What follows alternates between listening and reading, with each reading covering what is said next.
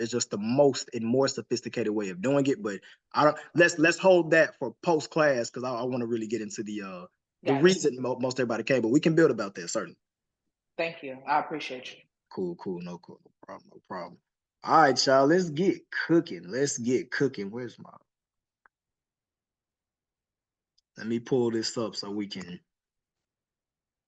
go ahead and go in. Let me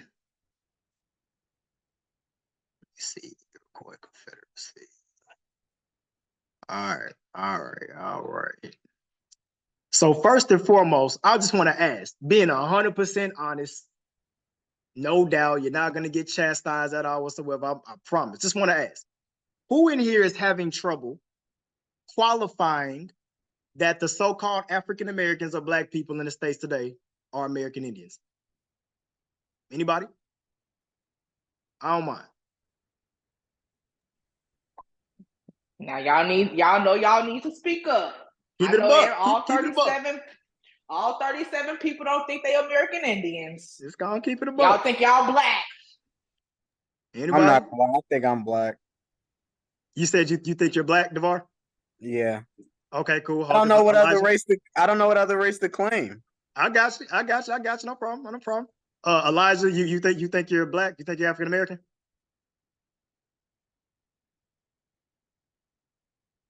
Elijah, your hand went up. Yes, I mean by qualifying, I mean proving. If someone were to ask you, what evidence do you have that so-called Black people, African Americans are American Indians? Yes, I mean proving.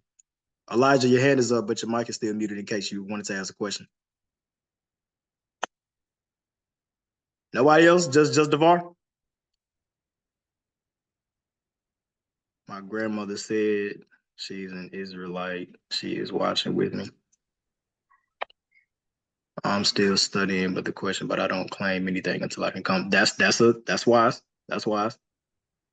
We have a Black museum. All right, it sounds good, but give me a second. My dad is from people in Mississippi, American, and my mom. Cool. Okay, check me out. Say again. I don't know if you're still on like the topic or not. My mic was off, but it's not that I don't think I'm Black. I just don't know where to actually qualify it because I've been reading through like some of the articles, like the 100. I just don't know where to like qualify the information at. Okay, so let me ask you a question. That's a side question. Does everybody think we came from Africa? Who thinks that? Does everybody think we came? Hell no. No. Okay. Interesting, DeVar, that you say no. You know full damn well that you ain't come on no slave ship from Africa, but you think you're African American or Black. How that work? I don't know. I ain't mad at you, Bridget. I ain't mad at you. So here's the question you must qualify with this, right? What is Black? When did people Black is an adjective, like a way to describe something, like, you know. And it's also, and since it's an adjective, it's also an opinion. Well, we gotta be careful. So Black is supposed to be an adjective the way we use it. Typically, we don't. We use it as a noun. I'm Black. We're Black. Now, sometimes we say I'm a Black person, Black museum, whatever. I want to walk you down, though, DeVar Battle. Brother Battle, let's have this discourse real quick, right? Sure. When were people called Black? Do you think that melanated, dark-hued people were called Black every time upon the first encounter with settlers? No, weren't we called? We were called a lot of names, like Negroes. Before we was called Negroes, it was called something else. God, it's on the. I can't remember right now, but Moor and Indian. Yeah, Moors and Indians. Moors and Indians. So how you Black? When did Black come about? Why did Black... After segregation, right? Oh, no, far before segregation, my good brother. Far before that. They needed to classify us so they can group us for Social Security type purposes, governmental control. Governmental control, but it was way before Social Security. Why did they lump us in to be Black? Why did they not want us being under our particular national names? Why? What is the supreme law of the land? Is it so they can like separate the land or whatever? Separate the I land, forgot yeah. what the But actual so let's word take this To walk, right? to What is rob the us, to supreme rob law us of the of the land? land. Say it again. What was that? To rob us of the land was the ultimate goal. Oh, that's right and exact. So let's take the walk. What is the supreme law of the land? Not a trick. The one who wins the war gets to rewrite history. No, I'm sorry. I mean the actual instituted law of the land. You mean like manslaughter? No, it's not a trick. It's the Constitution. Someone said in the comments. It's the Constitution. And any treaty that will be at the time of writing the Constitution will be and is already stated in place. Treaties. Do they have treaties with Black people? How about treaties No, with so that's why African they can't pay us anything or anything like that. We're not entitled to anything because we're not a group of actual, we're just nothing. That's nothing. So they can't give something to nothing. You ain't got no type of national anything. There's no international relations with you if you're not beholding to a nation. They got treaties with Chippewa, Choctaw, Kitsua, Muskogee, Meherrin, Creek. They got treaties with these people. They don't got no treaties with no Negroes. They don't got no treaties with the mulatto. They don't got no treaties with no African Americans, Black folks. They don't got no treaties with them people. So if you can get people to come under a particular identity to which they're not owed anything by way of a contract, it stands to reason that you will want to ensure that they don't call themselves by whatever particular name that gives them land grants or warrants or award them particular, I'm gonna say, titles in interest in land for the moment. So DeVar, that's where this Black stuff come from. I'm gonna give you a quick example of this before we dive into the real sauce, since it's Black History Month. So Brother Battle, read this for me real quick. Where do you want me to start? Right there with the highlighted portion. United States Office and Personnel Management Guide to Personnel Data Standards, Ethnicity and Race Identification. Okay, stop. Right there. Let me ask a question. Read American Indian for me. American and Indian, person having origins in any of the origins of peoples of the North and South America, including Central America, who maintains tribal affiliation or community attachment. Okay, just read this part one more time, just the highlighted portion. A person having origins in any of the original peoples. Okay, read the highlighted portion for Asian. A person having origins in any of the original peoples. Okay, read the highlighted portion for Native Hawaiian or other Pacific Islander. A person having any origins of the original peoples. Read white for me real quick, highlighted portion. A person having origins in any of the original peoples. Now read this bullshit.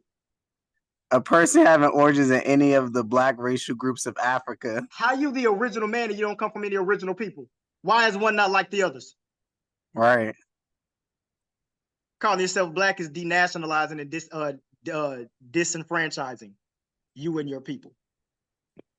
I'd almost rather you call me a nigga. Almost. Dag. Yeah. Don't strip yourself of your political power nor your rights. So far, I wanted to make sure, I think I heard a bunch of hell no's, but just real quick, knowing we all said that we don't think that we come from Africa, right? No one thinks that? Damn sure don't. Damn sure don't. Anybody else think that? Don't be scared, it's okay. I want to ask, I see somebody on the call that certainly does know. Let me see stuff.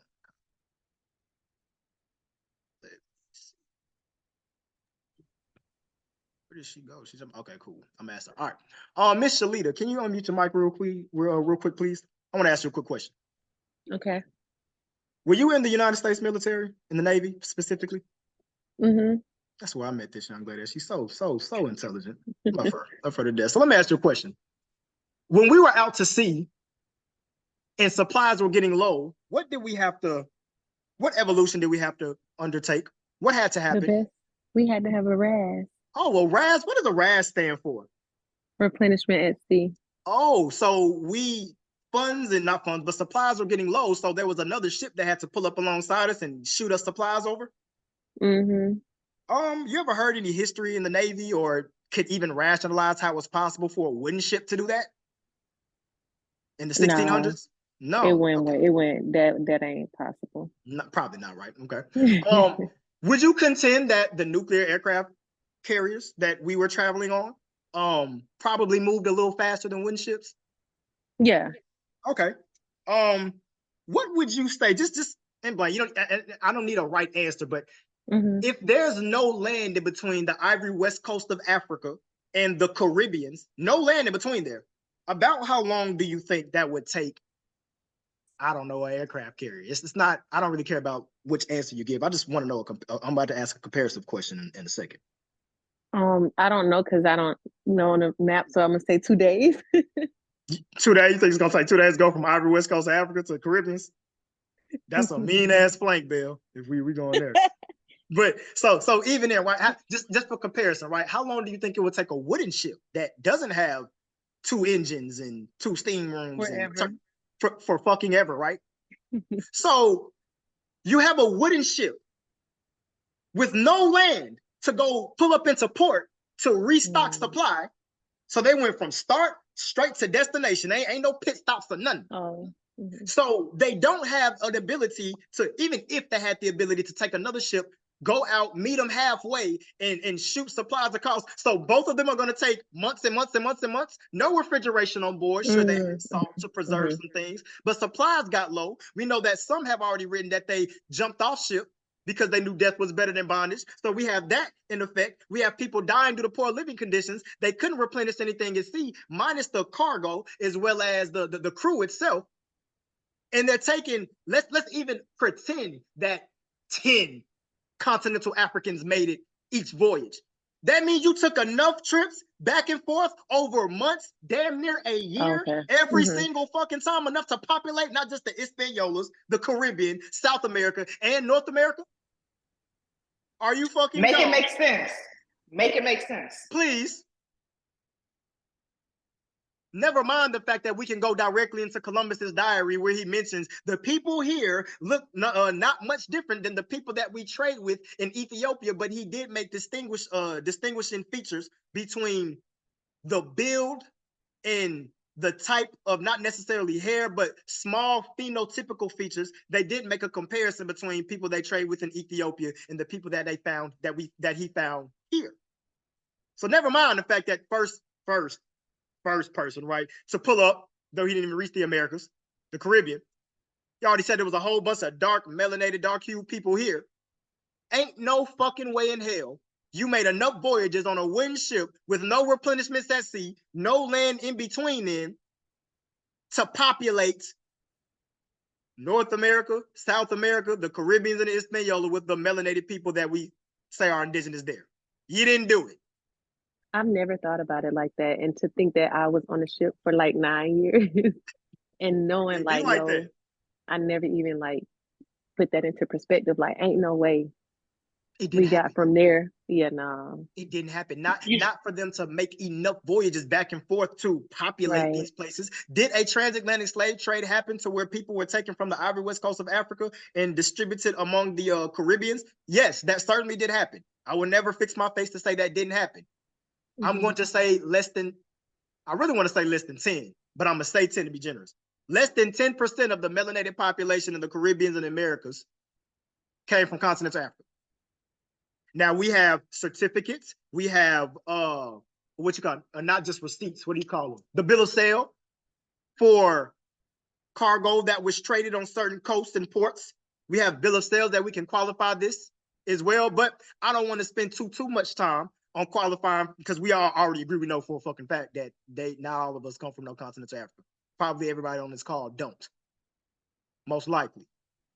Right? But with every single subject matter that we're going to touch today, we could spend all day, every day on probably just 2 or 3 of these subjects. So we are going to usher ourselves into certain aspects of knowledge, but these are just more qualifying points so that we can move on with the rest of the call, right? So with that said, here's what I want to, let's get into some solution-based things, right? Who's familiar with the American Revolution? We all should be. I'd hope so. Anybody not familiar with the American Revolution? So we all familiar with the American Revolution. Excellent. So let me ask you a question. When did America get its freedom from Britain?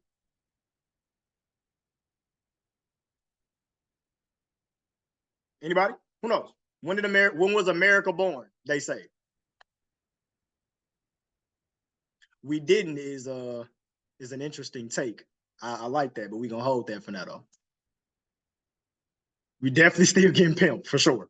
This might say here, say, all right, 1776, right? But that's interesting. 1776. Interesting. 1776. America got its freedom from Britain. So what happened in 1783? Let me stop there and ask you, how did America how was America born? How did America come to be free from Britain in 1776? How? War. War? Okay. That's an interesting take. But what happened in 1776 in particular? Declaration of Independence. The Declaration of Independence. So you mean a group of people just got together and declared something and it was so? You mean they didn't need anything in particular from Britain to qualify that they're a nation? Or is it just, or were they just on some sovereign citizen bullshit? Sounds like an affidavit to me. Interesting, ain't it? So let's qualify this a little bit further, right? So we agree that the founding fathers got together and made a declaration, right? As a matter of fact, I got some of it pulled up. Let's go and look at it. A little transcript. July 4th in Congress. Got a Congress? You got a Congress? Like a first continental or second continental Congress, even before such declarations even took place. But you had a Congress, interesting. The unanimous declaration of the 13 United States of America. When in the course of human events, listen to this carefully because it's important to what we are going to talk about for us.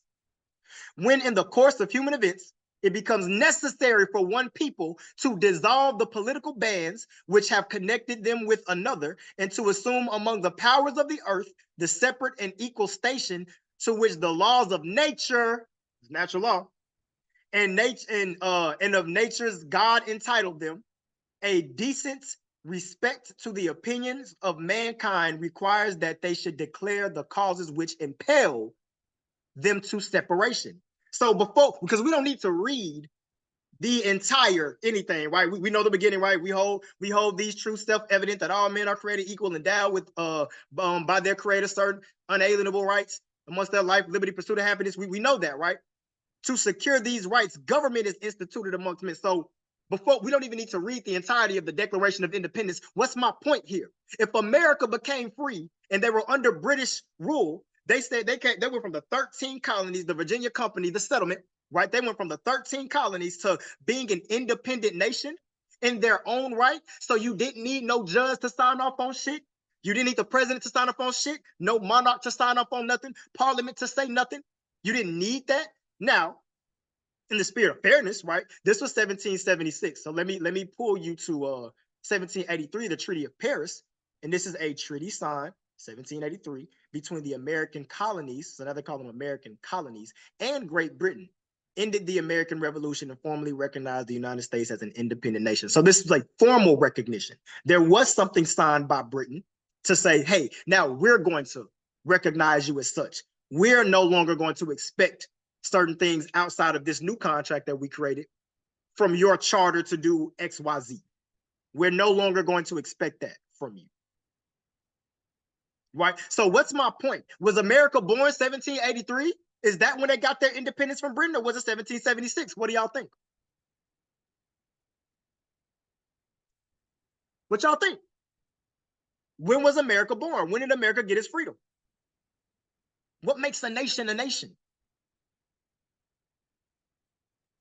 When you say America, like America is North America and South America. So within that particular context, it's talking about the continental U.S.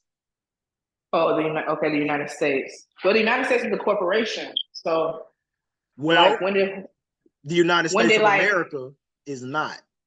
Well, okay, United States there of are America. corporations called the United States of America, so that is true. But the United States of America, the Republic, is not a corporation. The Republic, right? It's right. It's But I'm the reading territory. from the Treaty of Paris, though, so that's the verbiage it is. There was no enclave set up here yet. So Okay.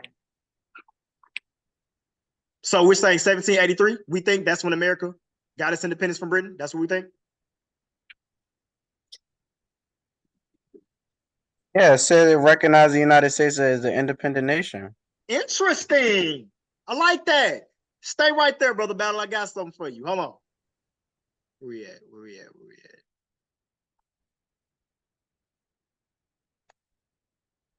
Give me just 1 second. Here I come.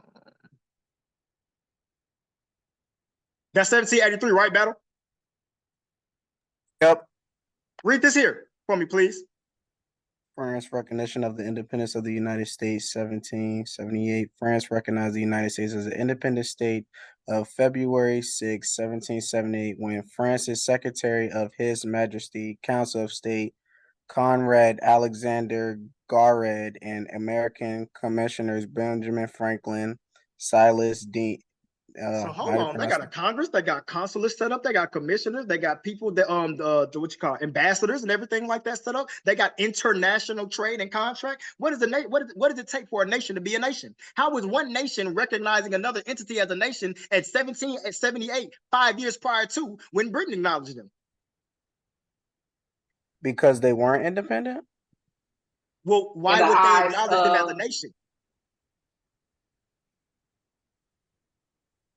Answer me that, brother Battle. Why would they recognize someone as a nation to where they can get foreign aid if they're not a nation? They're signing, they're contracting. How?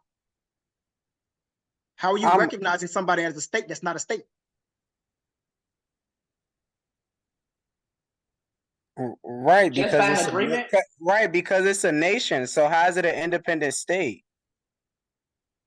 Well, that's a nation state. State is interchangeable with nation. That's another thing we got to learn. Okay.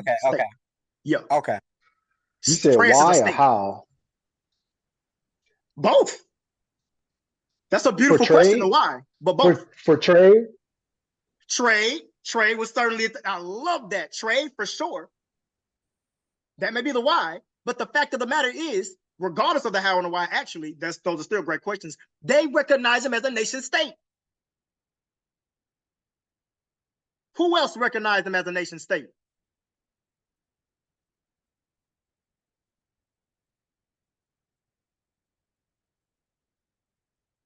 Morocco and the United States have a long history of friendship. The North African nation was one of the first states to seek diplomatic relationships with America. In 1777, I'll keep reading. Sultan Sidi Muhammad bin Abdullah, is supposed to be Ibn Abdullah, but whatever. The most progressive of the Barbary leaders who ruled Morocco from that particular span of time, announced his desire for friendship with the United States. This is 1777. This is also getting ready to be very important. The Sultan's overture was part of a new policy he was implementing as a result of his recognition of the need to establish peaceful relationships with the Christian powers. Interesting that religion plays a part in this, because it's a huge part in all of this. And his desire to establish trade. There you go, brother. Establish trade as a basic source of revenue. So in the interest of time, we're not going to read the entire thing, but check me out. The Sultan issued a declaration. There's that word, declaration again. On December 20th, 1777, announcing that all vessels sailing under the American flag could freely enter Moroccan ports. The Sultan stated that his orders had been given to the corsairs to let these ships of Americans and those other European states with the Morocco and no treaty, Russia, Malta, Sardinia, Prussia, Naples, Hungary, Lagos, all these other particular places, right, could freely enter into the ports, right? It mentions that in 1778, the Sultan of Morocco reissued that same declaration. American officials, however, only belatedly learned of the Sultan's full intention. Nearly identical to the first of the February 20th declaration was again sent to all the consuls and merchants of the ports. Where we at? Sultan had opened his ports to 9 other European states. Information about the Sultan's desire for the friendship relations with the United States first reached Benjamin Franklin and on the one of the American commissioners in Paris sometime in the late April or May in 1778. It's basically going down the whole history of the foreign affairs and all sorts of good stuff. But the fact of the matter is, Morocco gave aid to America during the American Revolution. It wasn't just France, they also recognized them as a nation state. Treaty of Peace and Friendship happened afterwards, but they also recognized them as a nation state. So here we have two nations recognizing America as a nation state prior to 1783, where Great Britain acknowledged their independence. How is this? How do we qualify this? Because they're saying under the American flag, right? This is a nation state. How did this happen? Was America born in 1776 or was America born in 1783? Someone tell me something. I guess it depends on what region. It depends on what country, what other country that recognized them. But why would any country recognize another person or body politic or group of people as a country? Once the declaration was made. Okay. I was about to say, I would say 1883 when the Declaration. I mean, when the Constitution. Yeah, contract. Well, remember, before there was any Constitution, that was 4 years after the Treaty of Paris. Remember, it was the Articles of Confederation before the Constitution. It was born by the Declaration. This is why, because they declared it. They set themselves up as such, and other nations began to recognize it. Right. You have to declare it. Britain didn't want to release them from whatever they were releasing them from. They said, we don't recognize y'all as XYZ. Why? You owe me tax money. I ain't trying to hear that shit. You owe me tax. Run it. So they wouldn't recognize the shit.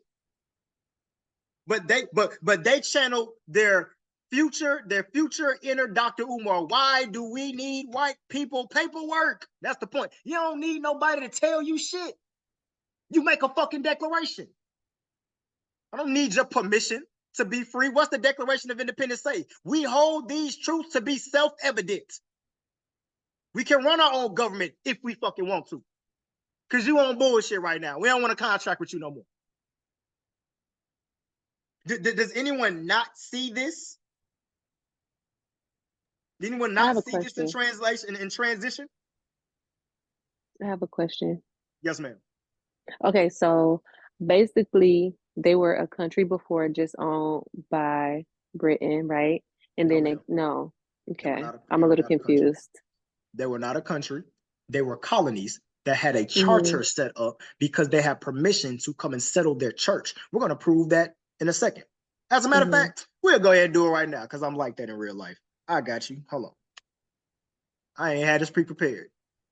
But I do this scholarship shit for real. So, gotcha. Type this in for you.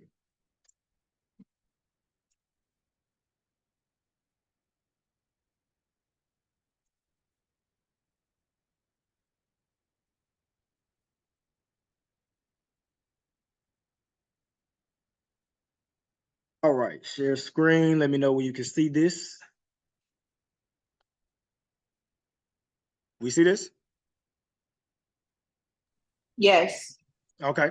So we got, let me pull this up so I can let this person in from the waiting room.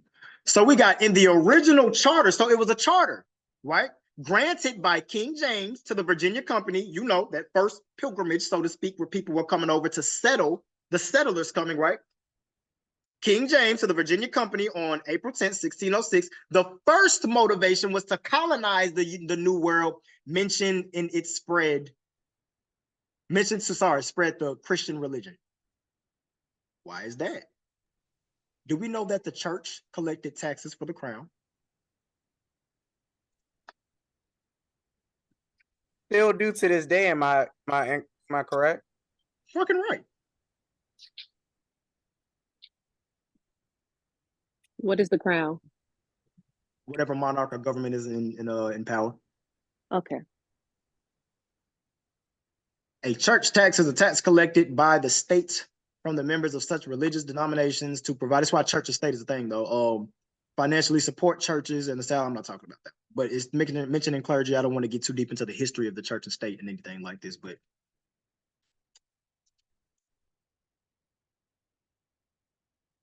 peasants and nobles alike were required to pay 1/10 of their income to produce to the church, the tithe.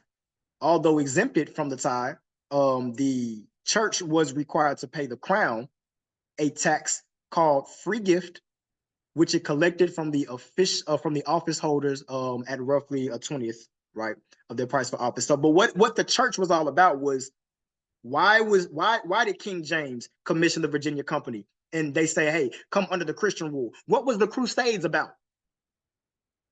The Catholic Church started the first Crusades war. Why? To go get the Holy Land back from the Muslims. Why? Because Muslims, it's church and state, right? Muslims did not have to pay the Catholic Church anything because they were not under their particular governance. They were under a different religion. This is why you have things like Christian countries or Islamic countries. Morocco was Christian at one particular time until Islam was introduced. Then they converted to Islam as a nation. It's in their original charter that they, it's in their original charter that Islam was the official religion of the state. That's how it's worded. The official religion of the state. So the 13 colonies were not a country. They were just the 13 colonies. With a charter, they were a church. This is a fact. They were a church. All of these 50 states are churches. This is an absolute fact. They came over with their church, and that's how I record these things, because technically, ain't no damn such thing as Texas. Ain't no such thing as Georgia. Ain't no such thing as none of that. It's what it was under its Aboriginal name, First in Territory First. This is what the settlers came over here and called it. The answer, so you want to continue with the line of your questioning now that we understand that the 13 colonies were not a country? Yeah, I understand now. Excellent. So they were not a country. They were just colonies, right? They became a country because a group of people got together and said, we are our own country. And that's all it took. One more time for Dr. Umar. Why do we need white people paperwork? You fucking don't. Question. What about Texas? What about Texas? You know how Texas was a country for like a little bit? Mm-hmm. Is it exactly the same thing like that? Well, let me ask you this. Well, let me tell you this. Virginia, Georgia, Florida, all of them are nations. I hope you know that. That's why the union member body is different than each independent particular nation. They're all nation states. This is a fact. I can show you this in the Black's Law Dictionary. But they're their own independent nations. So your nationality would be what state you are from. Like if I was born and raised in Illinois, I'm a Illinoisan or something With like your that. dual citizenship as being under the Constitution, sure. We're here to tell you to go back home. But yes, you can take advantage of that as well. When you say go back home, because like tribe, is that from? Oh, who okay. you were before pale folks started to come over here and tell people what the fuck they think is legitimate. Yeah. DT, does that answer your question though? Yeah. All right.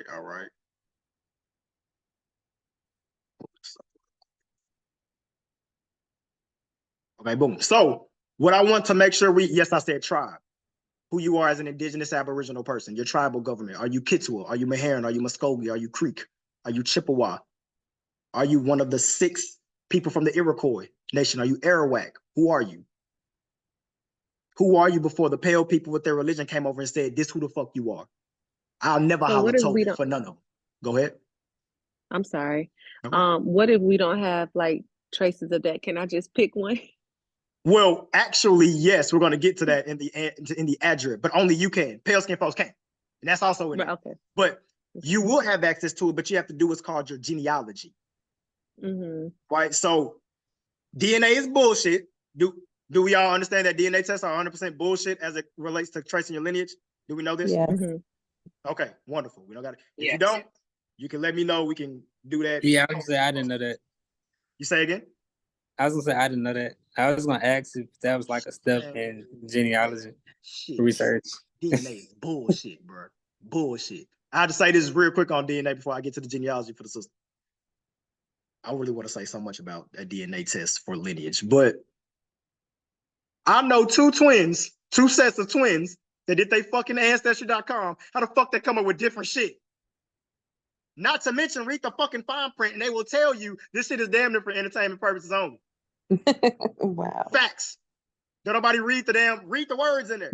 DNA ain't talking about shit unless you're doing some forensic evidence to link you to a scene or a place at a particular time, but not no land from which you hail from. There's no ethological nucleus that I don't want to nerd out too much, but DNA is bullshit. Know that. So genealogy, because there are records that take place, and even if records are destroyed, in order for people to engage in commerce and trade and get things in their name or someone else after some records are destroyed, for new people to come afterwards have a birth record, there would have been a need for another birth record as well. So you can even see the transition in people's titles. So what you would do for your genealogy is go to the oldest person in your family and ask them to recall for you the oldest person they remember. They need to know their name, their age approximately, and where they were born, or at a minimum, where they passed. Start there and do your genealogy from that point. You want to do that because you can even check on the census. I did this for the oldest person that my grandmother remembered. Sam Sampson is what she called him.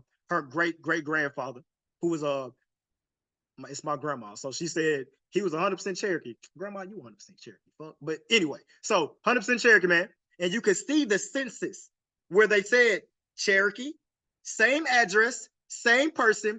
10 years later, you were mulatto. 5 years later, you were your daughters though are Negroes. How?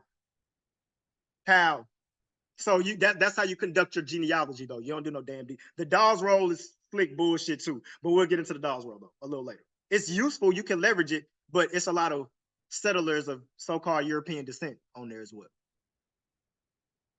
On that Dawes and the Henderson roll.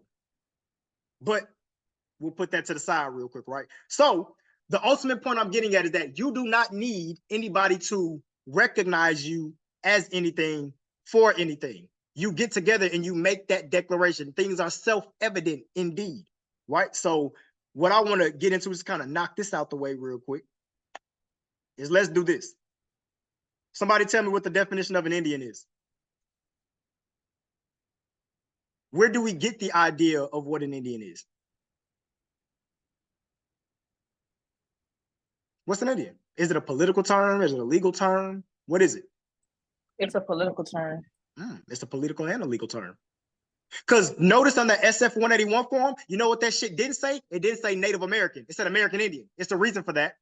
Because they said Native Hawaiian and Pacific Islander. Why didn't they say Native American? They said American Indian. Why is that?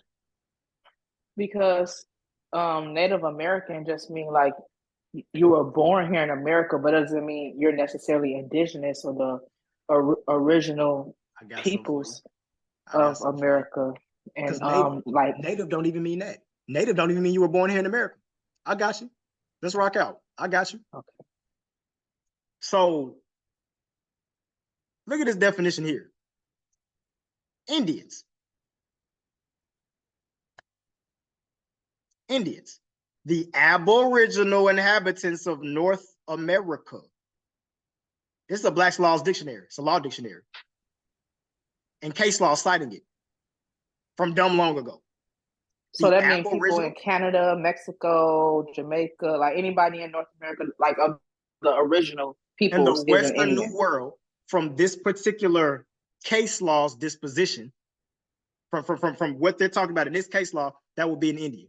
Remember, Christopher Columbus was trying to find India. And if you look at earlier archaic maps, the West Indies goes up from the Carolinas on down and west. Understand what I'm saying? So that is what an Indian says. That's an Indian. The Aboriginal inhabitants of North America. That's what an Indian is. So you mentioned Native, right? You said Native American just means that they're born here. Well, let me educate you on something real quick, right? Let's look at Native. Let's look at the definition of Native from a law disposition. Because remember, what will we call prior to? So these are legal and political dispositions and terms. When they do these writings, this is what this is about. You have to qualify this from a law disposition. And these are in regular dictionaries as well, but depending on how archaic they are. Let's look at this real quick. And pardon me, is a lengthy ass dictionary. So we got native. Look at this. A natural born subject or citizen, a denizen by birth. Denizen is important. We'll look at that in a second. But a denizen by birth. One who owes his domicile and citizenship to the fact of his birth within a country referred to. The term may also include one born abroad if his parents were the citizens of the country and not permanently residing in foreign parts. So a native could mean born abroad, but at a minimum, native means a natural born subject or citizen, semicolon, which is important for punctuation, a denizen by birth. So you're a denizen by birth. Let's look up the word denizen. What is a denizen? See, because we're going to qualify these things, we have to stop just simply using the colloquial senses of words, especially when it comes to certain contexts. How we use words in everyday parlance is not how we should be discussing them or utilizing them in political and economic conversations.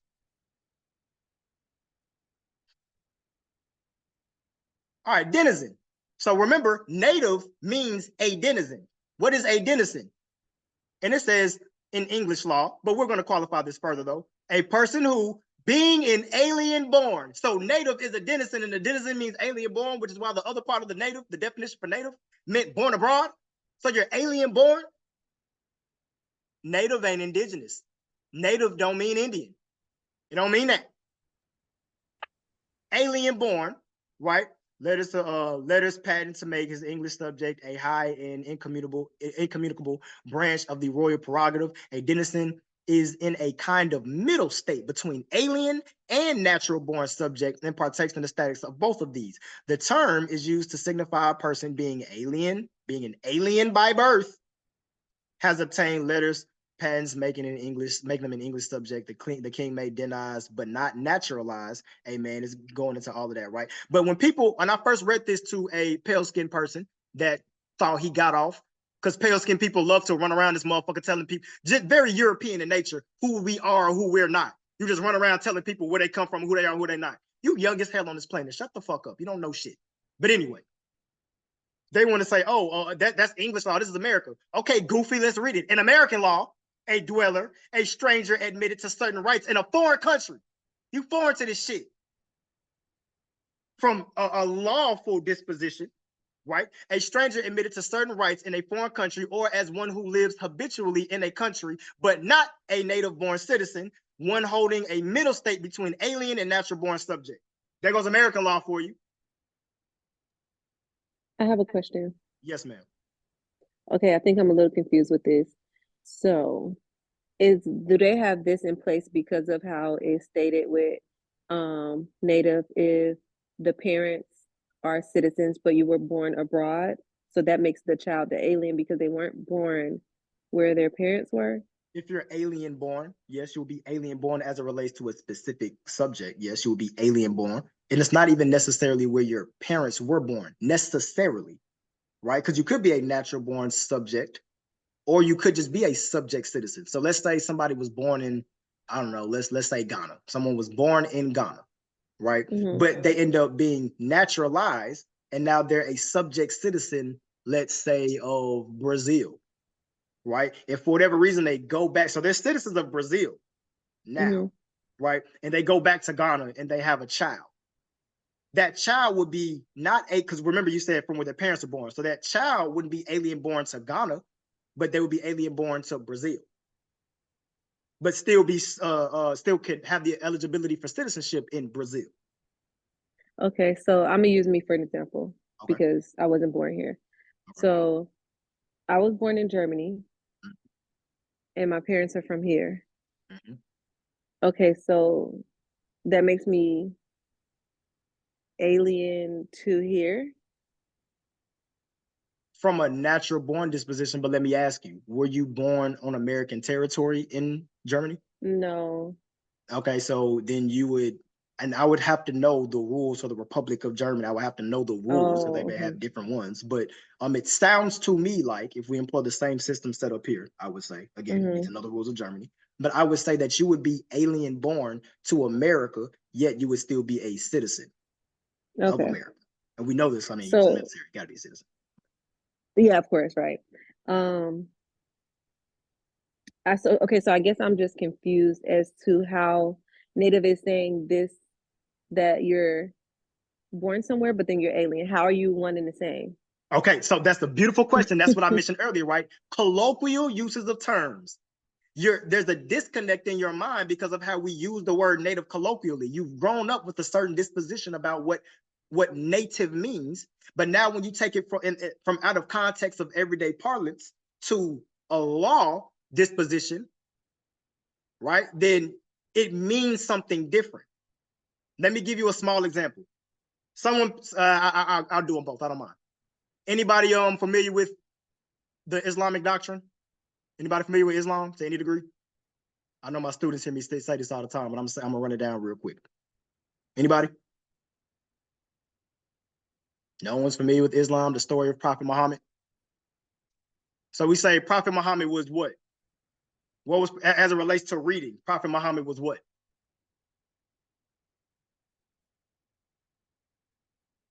Illiterate. He was illiterate. So the word they use is ummi, right? So illiterate or more unlettered.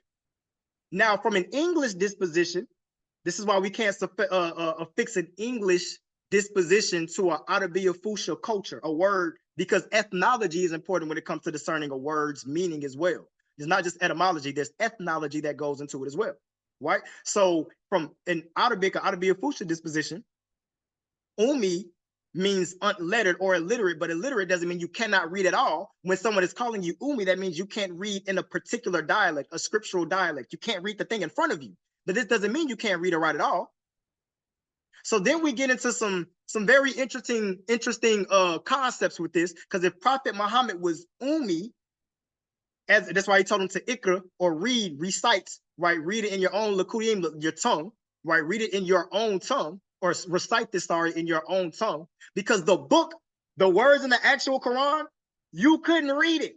That's very interesting that the person that gave the words for the book couldn't read the book to corroborate that the shit was correct. But anyway, I ain't gonna get into the religious topic, not right now. We can do that later. It's fun to me. But the point is, English speakers would make that mistake and think that means he can't read or write at all. It doesn't mean you can't read or write at all. It means you can't read or understand something in a particular dialect.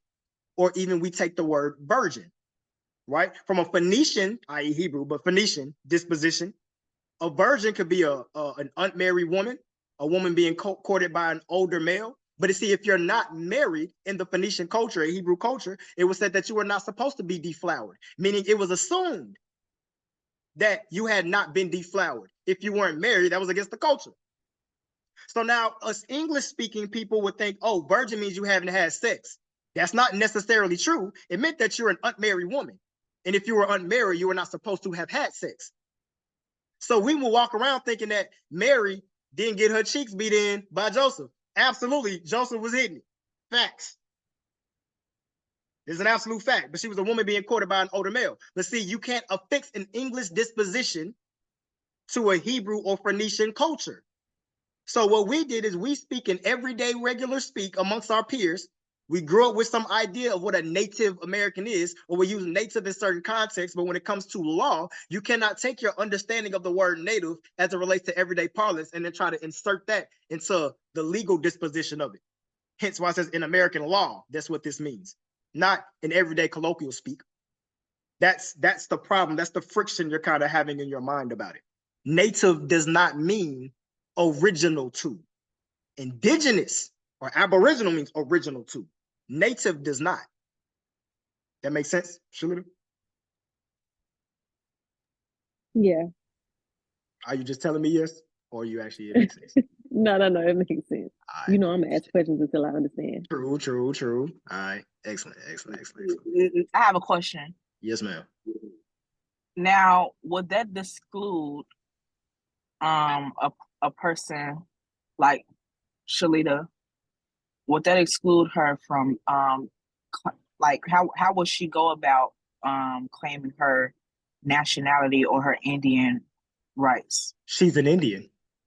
That's how Right, she but do she was it. born in Remember, right. Native don't got nothing to you in Indian culture. It's a matriarchal culture, right? You get your rights to the tribe by way of your mother. Now, I would contend though, as I'm gonna use the term diaspora, as we're diaspora people at the moment, and we're suffering from an acculturation process, and we haven't had good record keeping, and the pale beast and burn shit down and all this other good shit. I would not have a problem with someone beseeching their roots from their paternal side as well. But traditionally, you get your rights by way of the mother. But who you are by blood right or your nationhood, and I'm going to show you this in a second, is not actually dependent on the American law or legal system. Because remember, you can make a declaration, which is what we talked about this entire time. You can make a declaration. All that before 1783, before the Treaty of Paris, before Britain acknowledged, all that was their acknowledgement, acknowledged America as its own nation, a nation state, a body politic. France and Morocco had already done so, and even exported or implemented trade between the two, and gave aid during the war as well. You didn't need what Dr. Umar said again. Why do you need white people paperwork? But there's the Universal Declaration on Human Rights. You have your right to your nationality, and you have the right to change your nationality. You could claim who your mom and your daddy was by blood rights. That's who we are as indigenous people any damn way before we had these particular systems set up. Not to say that we didn't have sophisticated government set up as well, because the American Constitution bit damn near, I'll probably say like a cool 70%, probably more, off of the Iroquois Confederacy's Constitution, which we're going to take a look at coming up here in a bit. So how she qualifies, who she is she does her genealogy. Because just because her parents, Malcolm X used to say this, right? Just because you put kittens in the oven, don't make them biscuits. Now, he was on the Pan-Africanist movement. Brother may not have known no better, but that's fine. But he said, just because you put kittens in the oven, don't make them biscuits. Just because her Indian ass mom and daddy flew to Germany and had a baby in Germany and slid back to the States, don't make her, are you the kitten in the oven? See what I'm saying? So she's still an Indian, no matter where she was born at. But as far as politically, she may have some ties or rights to German soil, depending on what their rules are over there in that particular republic. Again, I don't know. It could be different. But she an Indian regardless. Just because she a kitten in the oven don't make her a biscuit at all. Understand what I'm saying? Yes. Let's rock out. I want to take a quick moment, slight pause for the calls. We got Dr. Ja'El Obatala now. Peace, God. What's going on with your family? This is an Aboriginal doctor, certified, right? Aboriginal health and medicine. And we're going to have a small discussion about that after I make a couple of other points. Because if you don't think it's important to know, peace, God, peace. Just telling us in the middle of telling the family right now, right? If we don't understand who we are, what lands we hail from, or who we're indigenous to, we could actually be compromising our health epigenetically. This is a fact. We won't have that bill, but I wanted to just give you your just due. Got a young doctor in the house too, at that. Fully realized Indian, Aboriginal brother. So I just want to come and give you that introduction. If you want to bless the audience with a couple of words, anything like that, by all means. I appreciate you, God. Well, yeah, you said that we'll get into it a little later. Okay, so yeah, I'll just acknowledge, just a few things that, we're talking about the discussion of our identity, which leads to status correction and understanding the necessity of nationality. And, as that relates to our health, nationality is an ordinance of nature. So I'll just leave it with that till we slide over to our discussion with the health. Okay, I like that. I like that. I like that little oop into that. That was kind of deep. I hope y'all understand what he said. If not, the brother, I'm sure will break it down some more. Yes, sir. All right, cool. Appreciate that, brother. We're gonna tag you back in a second. Yes, we are still definitely gonna touch on religion because I'm gonna bark on that too. Who did Great Britain charter with to make the colonies in America? That's a great question. Now it's not who they chartered with. He just executed a charter, but they had to get permission to come over on this land and do some things. That's a beautiful question. Understand, we had government set up here far before any so-called settlers or pale people came over with their church. They had to get permission. I hope we know that, and we can qualify that a little bit later too. But that's a beautiful fucking question. That's a beautiful fucking. They have fucking permission. You can't pull up nowhere and just set up shop Now, are they the greatest treaty breakers of all time? Absolutely. But the fact is, there was a contract first. You had some treaties involved, and you had some permissions to pull up and come park your little ship here.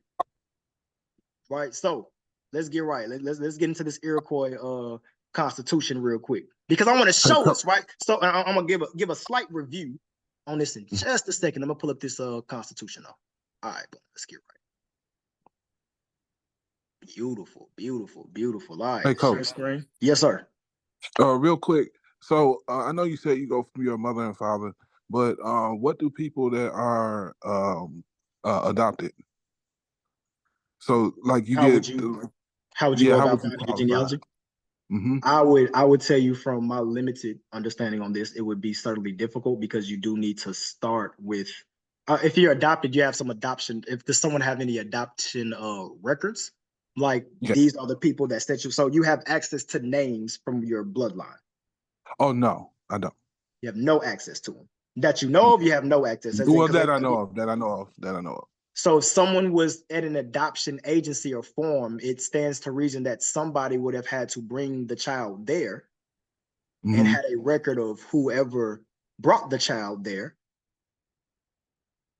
You see what I'm saying? So would this person have any access to any of those such records? If you went to go call the adoption agency and say, hey, I was adopted from this particular agency, could you tell me what party, what peoples, right, put me into the adoption system? If you could do that and find some names, you could. But I would say this.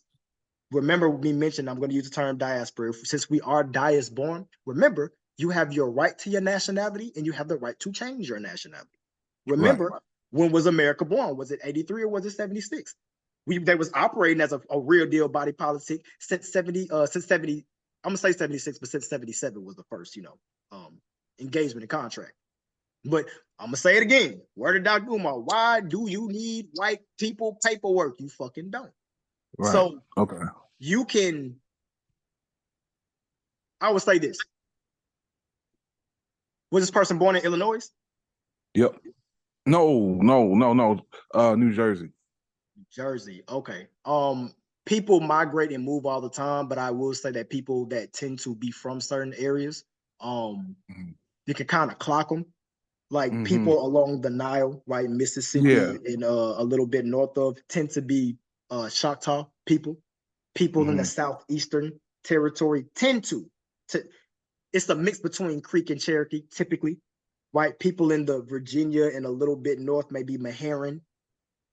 Right, you may get some of them. I'm talking about more of the melanated, not the fake ass Filipino, Mongoloid genotype people that came over masquerading as Native Americans. I ain't talking about them. I ain't talking about none of them tribes. But they tend to be in certain areas because there were territories carved out. Now, that doesn't mean people didn't move about, right? But I'm saying you wouldn't be too far off, but with this, you wouldn't really want to guesstimate. But you could always write your own story down and say, leave it pending. I am going to make this point as we continue to go on, though, just in case anybody decides to leave the call. I want everybody to do this because we're having this discussion right now. I mentioned this on yesterday's live. Write down your stories. Write them down. Go to the oldest person in your family, sit your ass down with a pen and paper and write down the story. Write them down. Because not only do we lose a wealth of knowledge, but this being stripped of a thorough knowledge of self shit is terrible. Every time I go pull up on my grandparents now, I just started this last time. I flip through every single picture. Grandma, who this? Grandma, who that? Oh, that's my mama. Oh, that's my great. Oh, she looked just like that. Oh, Sam Sampson, she got the articles, the clippings of when he was persecuted for calling himself an Indian, all of that good stuff. But write the stories down, and then up to you, and even make a citation of why you're doing it. Because when people go read this in the future, right, when your downline reads this, they would also need to read this with proper context and understanding that we've considered ourselves dias-born. We did this from an acculturation process. So they would still need to have that context so that they don't automatically take whatever you say as law. Maybe they can build upon your research and qualify things at a better capacity than you can. Because we didn't know until, maybe some of y'all did. Now, you're very fortunate if you did, but I ain't think that I was an Indian until I saw the actual records. I was fortunate enough that my father kept the records and they came from the island where they grew up being called Indians their entire life. I was fortunate enough to have that. And they had the charters from when the first ships came over to do export. I'm talking about that old stack of paper with the feather and ink pen type shit, nice and preserved. I was fortunate enough to have that. But if you don't have that, your downline will be extremely fucking confused as to even a record like the census change. How are you Cherokee or Chickasaw or Indian, whatever, in 1 year, and then 7 years later, now you're mulatto, 7 years later, now you're a Negro or colored, and now we're all Black and African American. These things can be confusing. So I would even make a citation about why you're even writing these records down in the first place, so that they can have that in the back of their mind as they're studying the works that you left for them, so that they can know, okay, cool, I know they were still figuring some things out. Right? Question? It just says iPhone, so I can't call you by Hey, can y'all hear me? Yes, sir. Hey, this pertains to bro that said his people from New Jersey. So it's funny that you say find the oldest person in your family. You kind of Virginia. scratchy, We got brother. this OG on our block, and he really. Hold on, I'm gonna turn this Bluetooth off. Can you hear me? Yes, sir. I hear you a lot better now. All right. Yeah, so I got this OG that's on our block, and he really put us with our people. It's like he real accurate. He remember where everybody came from. But back to what you were saying when you're telling bro, go back and look for his people's the oldest person. This guy, my family originally is from like New Jersey. But he tell us the story about how everybody from New Jersey and New York, they came from small towns in Virginia. They used to get on buses and go upstate to work, make a family come back, make a family come back.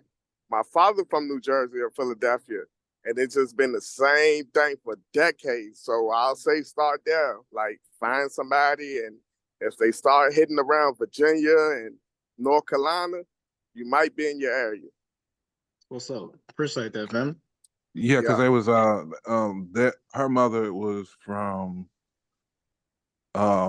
Centerville, Maryland, right? It's like right side outside of Baltimore. Yeah, okay. Yeah, so the DMV area, but yeah. It was real big what they used to explain to us, like everybody from like small places outside of Richmond. They have a huge, massive family in New York, and everybody that's from like Central Virginia, all their families from like Philadelphia and New Jersey, things like that. It's real common. That's what's up. That's what's up, man. Yeah. Hey, it take a tribe, man. It take a village. I love to see it. I appreciate that, man. Yeah. Appreciate that. All right. Let's dive back in there, right? Remember, I'm gonna catch us up to where we are so far. The first points that I was making was, why did America, or how was America considered a nation before Britain, the people that they were governed by prior to such declaration, how were they able to operate as a nation state even before such acknowledgement from them? You don't fucking need nobody acknowledgement. You got a declaration, self-determination, right? So again, we hold these truths self-evident that every man, right? They made a declaration that was enough to get trade or embark upon trade and get aid from other nations as a body politic and nation state. So the reason I'm showing you the Iroquois Confederacy, and again, this is more of a qualification thing as opposed to qualifying the immediate subject matters of which we're talking about, because I would want to go in and qualify these dates and all the other good stuff, you know, the real scholastic method. But in the interest of time, we don't have time to do that for every single thing we're going to speak about. But just to qualify what it is that I'm saying, we can take excerpts from this to get to the immediate point that I'm making, right? It says the Iroquois Confederacy is believed to have been founded by the great peacemaker at an unknown date between 1450 and 1660, bringing together 5 distinct nations in the southern Great Lakes into the Great League of Peace. So a very archaic confederacy set up. Got some other citations here where it mentions 5 nations and later became 6 from 1722 and on, all before 1776. Right? So let's read. Now we got some idea of some date, even though we don't have time to qualify them. Let's look into this. This is what we have: a hearing on Select Committee of Indian Affairs, right? They're hearing this.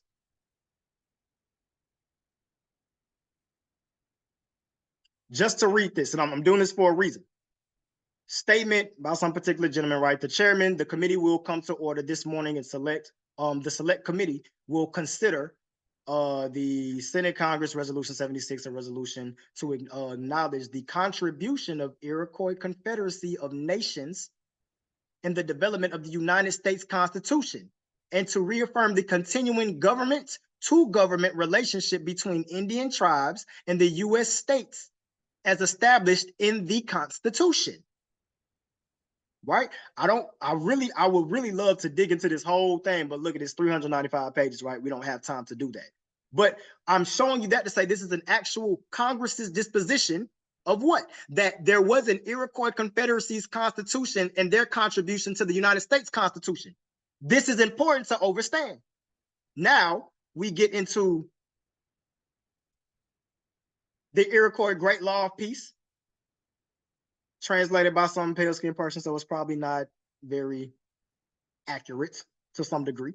But the point is, it mentions what? The Iroquois Great Law of Peace was a constitution that established a democracy between 5 Iroquois-speaking tribes. Now we know a republic is more favorable to a democracy, but the Seneca, Cayuga, Oneida, Onondaga, and Mohawk, this group of 5 nations called the Iroquois Confederacy was established in 1450. The Great Law of Peace was thought to have been produced shortly after the Iroquois Confederacy was formed and was recorded on wampum belts made with ornamental shells.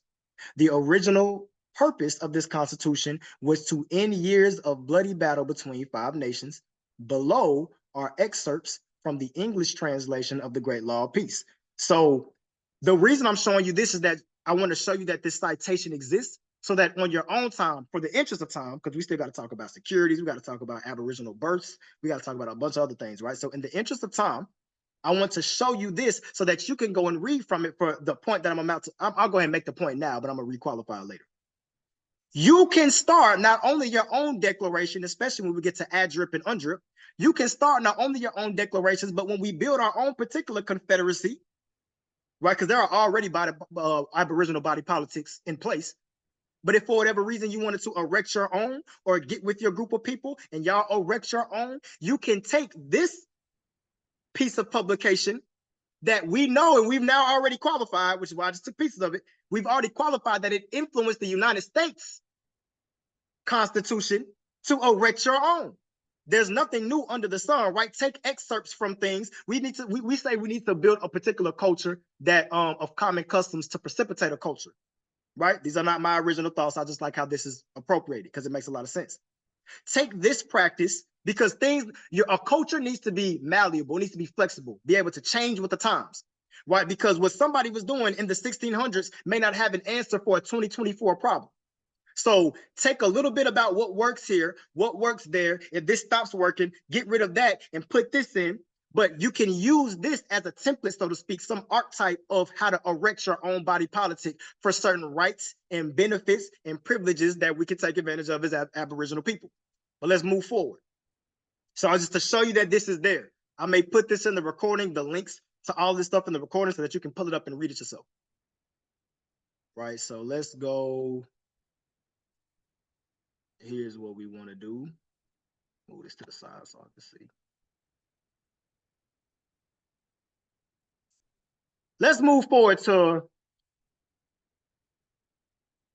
ADRIP real quick. So UNDRIP is the United Nations Declaration on the Rights of Indigenous Peoples, but in UNDRIP, America, old trifling ass, didn't acknowledge it. America just simply did not acknowledge it.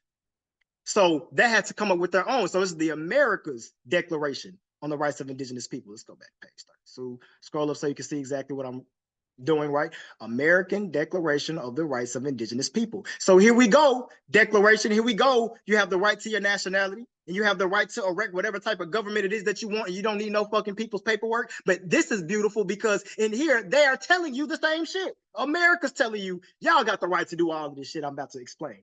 Now, we're obviously not going to read the entire treaties. But what does it mention? Let's read some of it. Recalling the contents of this resolution, draft American Declaration on the Rights of Indigenous People, as well as previous resolutions to the issue, recognizing the valuable support provided by member states, observer states, and the organs, agencies, and entities of the Organization of American States, the process of the working group to prepare the draft of the American Declaration on the Rights of Indigenous Peoples, right? Taking into account the significant contribution of Indigenous peoples to the Americas have made to humanity. Right, you have your resolve section, all of that good stuff. So let's read some, right? Concerned that Indigenous peoples have suffered from historic injustice, and as a result, I'm not reading that Latin, their colonization and dispossession possessions of their lands. That's the concern. That's a concern here. Territories and resources, thus preventing them from exercising, in particular, their rights to development in accordance with their own needs and interests. Remember, we're talking about what you can do, not that fanciful fake Black history shit. That's the feel good doctrine or the feel bad doctrine. Get emotional about some shit. Let's make some fucking progress. Let's do something. Let's make some shape. Right? So what can we do with this? Let's keep reading. Recognizing also that respect for indigenous knowledge, cultures, and traditional practices contributes to a sustainable, equitable development and proper management of the environment. I want to read bearing in mind also that the progress made in nations of the Americas at the constitutional, legislative, and jurisprudential level to safeguard, promote, and protect the rights of indigenous people, as well as the political will in states to continue their progress toward recognition of the rights of indigenous people in America. Encouraging states to respect and comply with, as well as effectively implement all their obligations as to apply the indigenous peoples under international instruments. International, so you have to be holding to a nation, Brother Battle. That's why you can't run around calling yourself Black or African American or Negro or colored. Why you can't do that shit.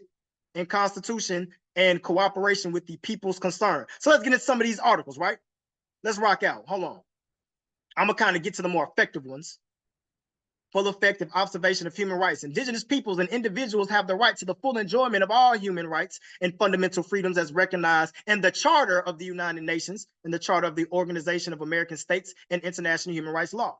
Collective rights. You got some collective rights, right? Indigenous people have collective rights that are indispensable for their existence, well-being, and integral development as people. Remember what we read earlier about developing our particular environment, getting rights back to lands and territories and resources. In that regard, states recognize and respect the right of indigenous people to their collective action, to their judicial, social, political, and economic systems or institutions, to their own cultures to profess and practice their spiritual beliefs, to their own tongue and language, and to their lands and territories and resources. States shall promote, with the full and effective participation of the indigenous peoples, the harmonious coexistence of the rights and systems of different populations, groups, and cultures. Let's move forward. Rights belonging to indigenous peoples. You and the communities will have the right belong to one or more indigenous peoples. There we go. That was Shane, Shalita. Who else asked about that? Indigenous individuals and communities, that's what America's going to recognize, have the right to belong to one or more indigenous peoples. For instance, me, myself, I'm Kituwa Cherokee, my mother's side, and in my father's side, I'm Yamasee Creek. I can run both plays if I want. As far as America's disposition is concerned, it may be effective to do something a little more sophisticated, but you can, right? No discrimination of any kind may arise from the exercise of such right. Judicial personality. States shall recognize fully the judicial personality of indigenous peoples, meaning what? You can erect your own court if you fucking want to. Now, you need to know how to contract right and do business right in particular, because we may still be engaged, since we don't use other transmitted utilities sophisticated enough, we may be engaged in doing trade or business or engaged in commerce with the states. So it could stand the reason that one day maybe somebody might catch a beef or something like that. But it says what? That the state shall recognize the judicial personality of indigenous people, respecting indigenous forms of organization and promoting the full exercise of the rights recognized in this declaration. Rejecting assimilation. We're not going to too much go into that. Let's go into rights of cultural identity, integrity, no system and language. I want to read something very particular. Indigenous families, spirituality, health, right to protection of a healthy environment. Cool. Let's go back to 32. Rights of association, assembly, and freedom of expression of thought. Rights of authority, right to autonomy or self-government. This is ADRIP here. This is what America said they're going to do for you indigenous people. Indigenous people, in exercising their right for self-determination, have the right to autonomy of self-government in matters relating to their internal and local affairs, as well as ways and means for financing their autonomous functions. It's right there. Listen to what I just said. If you tuned out, let me run that back for you. Indigenous people have the right to autonomy or self-government. Indigenous people, in exercising their right to self-determination, have the right to autonomy or self-government in matters relating to their internal affairs, local affairs, as well as ways and means for financing their autonomous functions. We're going to have a discussion about how we can finance some things once you truly understand the credit game, securities, and commerce. Right? Indigenous people have the right to maintain and develop their own decision-making institutions. They also have the right to participate, decision-making institutions, mind you. You have whatever council, tribe meeting, powwow, whatever you're going to have. They have the right to participate in decision-making in matters which would affect their rights. They may do so directly or through their representatives and in accordance with their own norms, procedures, and traditions. Your own procedures and traditions. They have the right to equal opportunities in accessing and participating fully and effectively as people in all national institutions and forms, including deliberative bodies, indigenous law and jurisdiction. Indigenous people have the right to promote, develop, and maintain their institutional structure and their distinctive customs, spiritualities, traditions, procedures, practices, and in the cases where they exist, judicial systems or customs in accordance with international human rights and standards. That's one thing we need more of. Do you have a court so that when you come as a representative or as a citizen or national or member of whatever particular nation you're going to be beholden to, whether we erect our own federation once again, or whether we come under these, which I honestly recommend that we do, because the 5 civilized tribes was completely infiltrated. $5 Indians did what they did. Principal Chief, Cherokee Chief John Ross is a fucking Scottish man and betrayed the fuck out of all the Indian people, but he was raised to be a British man from generations on. We qualify that later if we need to as well. Right? But you can erect your own body politic, but we need to be sophisticated and learn enough and leverage this particular declaration to have our own court system. Because if you end up going to jail or something like that, can somebody come get you? That's important. You put your hands on my national, you owe me. Right? So we got to understand that as well. Let's move forward.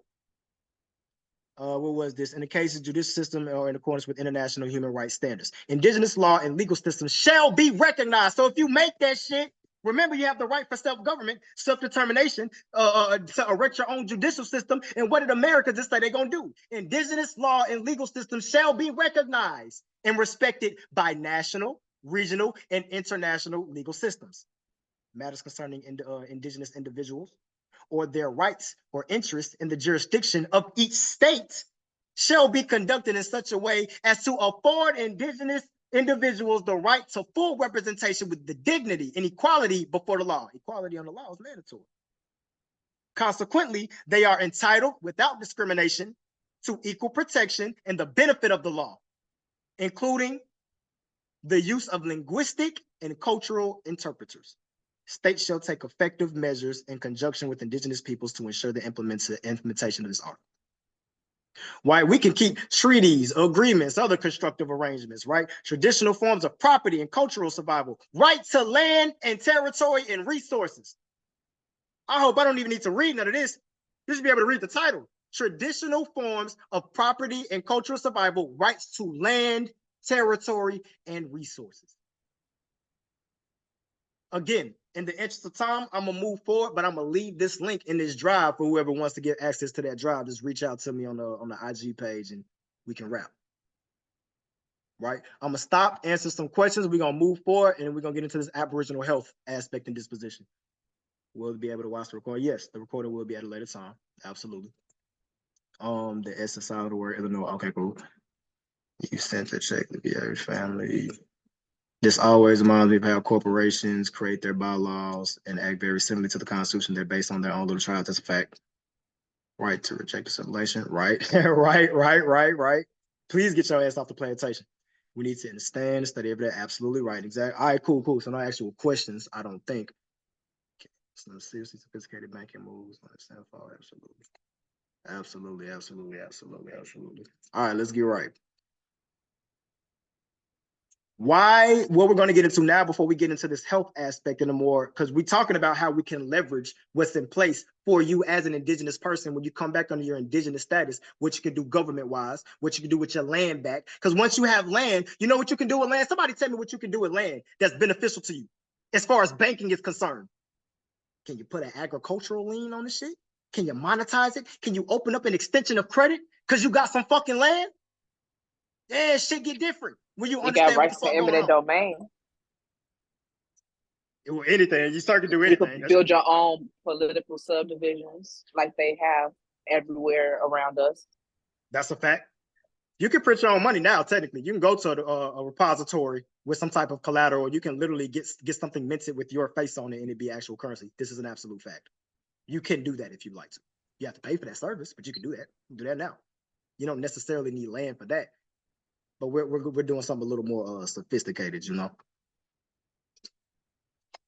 So let's see. Let's get into why you should not act like a $5 Indian or operate under these so-called 5 civilized tribes before we get into this health aspect, right? So let me do this real quick.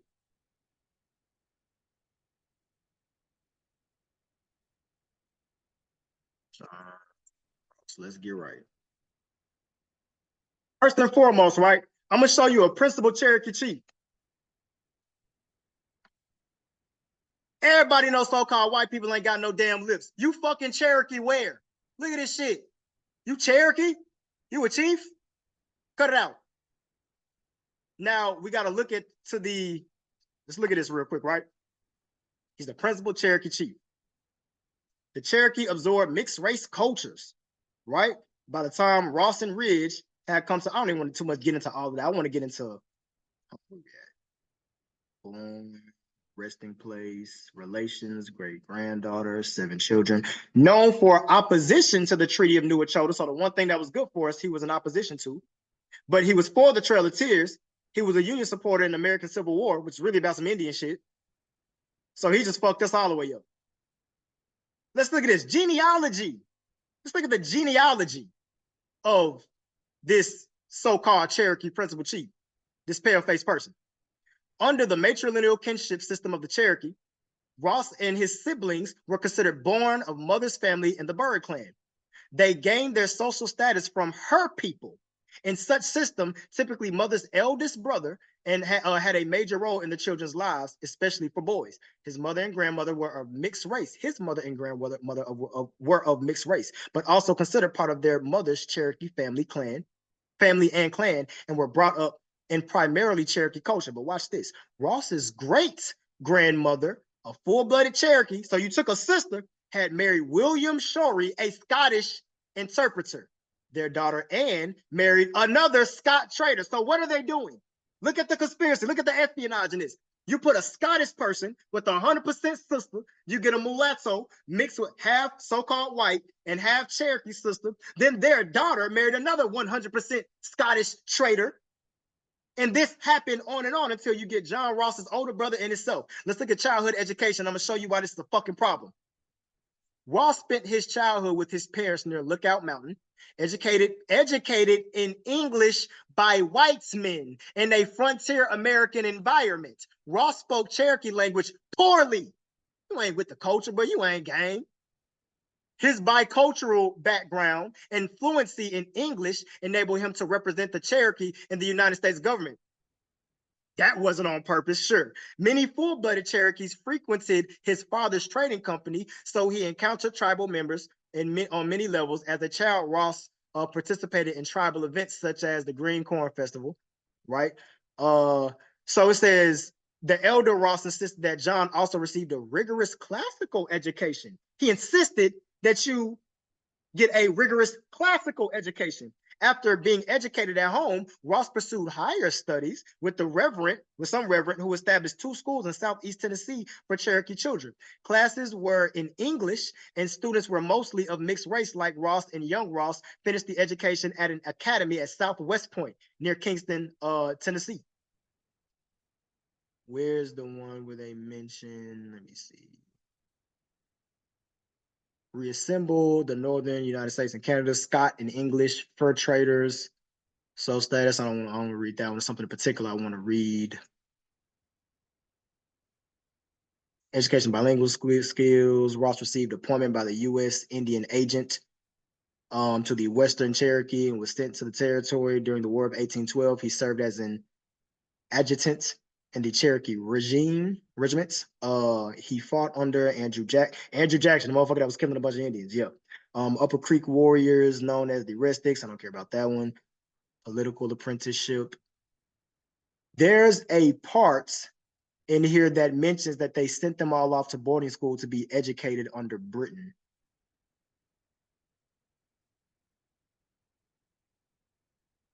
If I can't find a second, we'll just move forward. And I'll have all of these links up here for y'all so that you can reference them. But there's a part that mentions they all were sent out to Britain.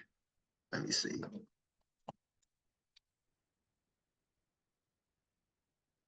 The Cherokee was a mixed race. Okay. As an education and social prominent Cherokee, he was bilingual in culture. His parents sent him to formal schooling to institution to serve as a mixed race Cherokee. And while his blood quantum was 1/8 Cherokee, was less than most prominent Cherokees of his time, he was accepted and an effective leader amongst his people. That's the white person's disposition.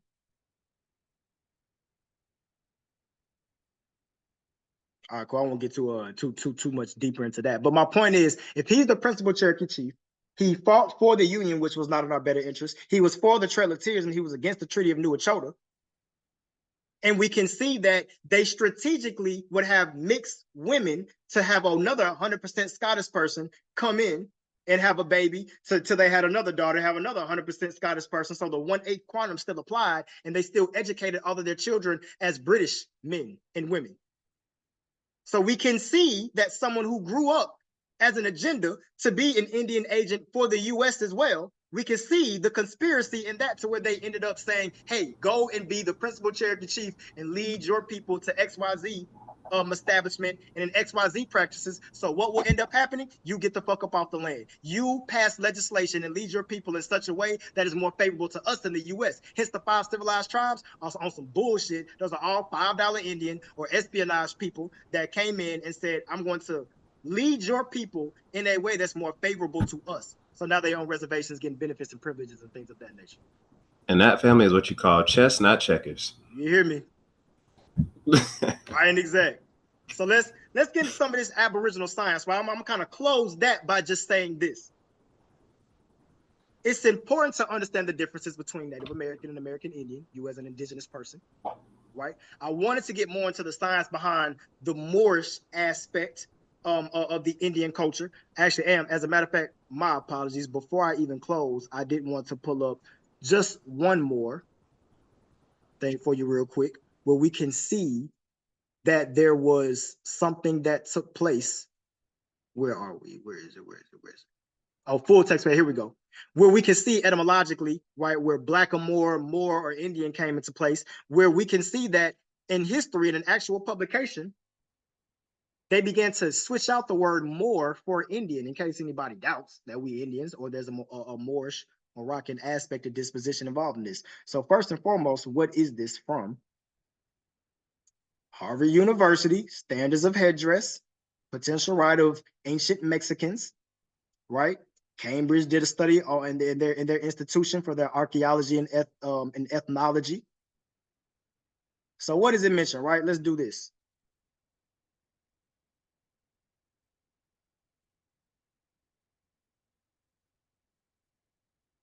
That's too many damn times. We ain't finna do that. But let's run it here.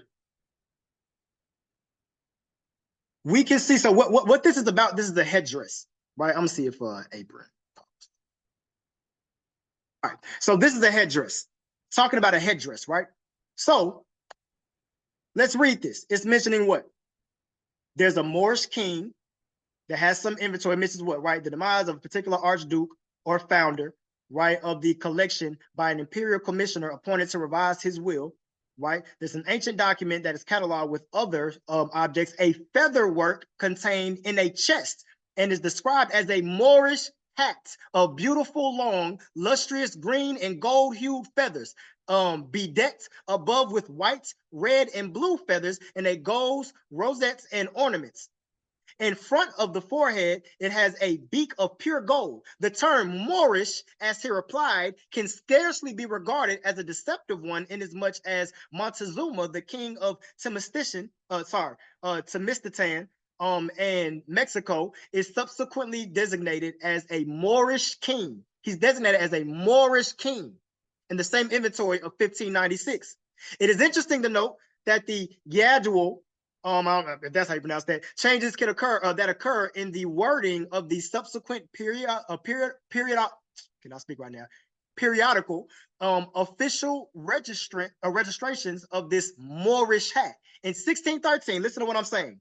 In 1613, its description was faithfully reproduced. In 1621, the word Indian was substituted for Moorish. With a single alteration, the original text was again transcribed in 1730 and 1788. However, a remarkable transformation was effected that the hat became an apron, and the official record reads an Indian apron of long green feather. So when we see these feathered hairdresses, where people are saying these are Moorish people, at one point in time, just like they started to call us Indians, then it was mulatto, then colored, then Negro, then Black and African American, they just changed throughout time. So Moorish began to be substituted for the word Indian in these particular citations and publications. Pre-Virginia Company, why are they calling Moors Indians?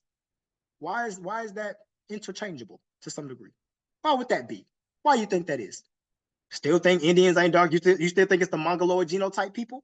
I would certainly fucking hope not. Now, we are still going to get into the religious aspect because there is some religious disposition as far as the Moroccan or the Moorish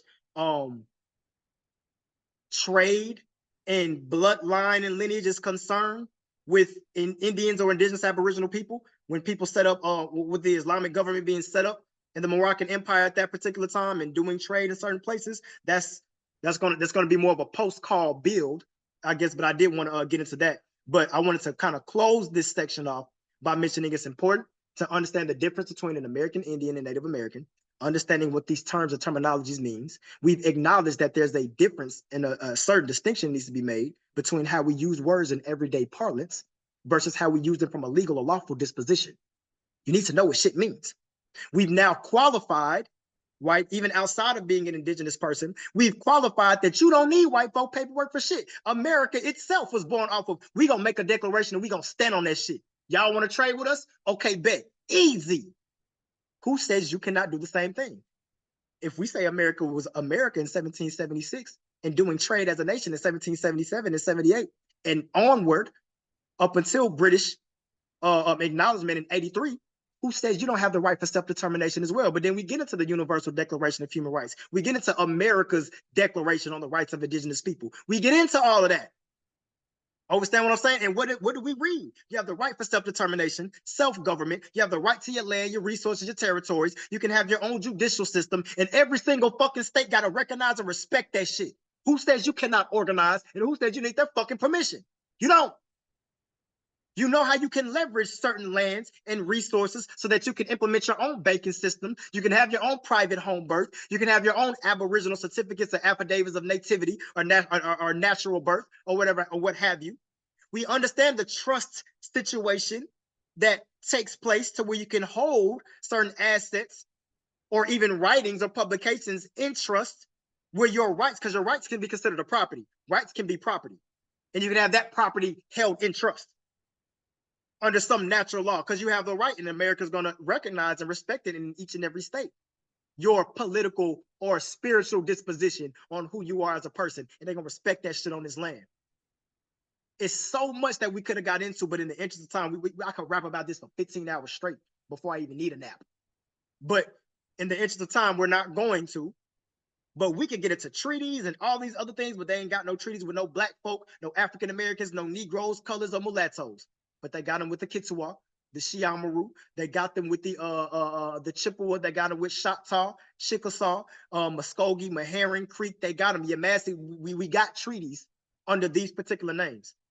So bring your ass back home and watch how that shit hit different. You see what I'm saying? So we need to understand that important aspect of being an indigenous Aboriginal person. I'm going to kind of introduce my small disposition about the medical health and how to facilitate health and proper thought, and why it's important to understand who you are as an indigenous Aboriginal person. Because who here is familiar with something called the gut microbiome? Anybody ever heard of the gut microbiome? We may say that people in Asian countries and continental Asian countries, right, can eat certain sea vegetables and assimilate them and digest them better than we can because their gut microbiome is different. Epigenetically, certain genes are turned on. There are lactoferrins, repressors, promoters, and inhibitors, right?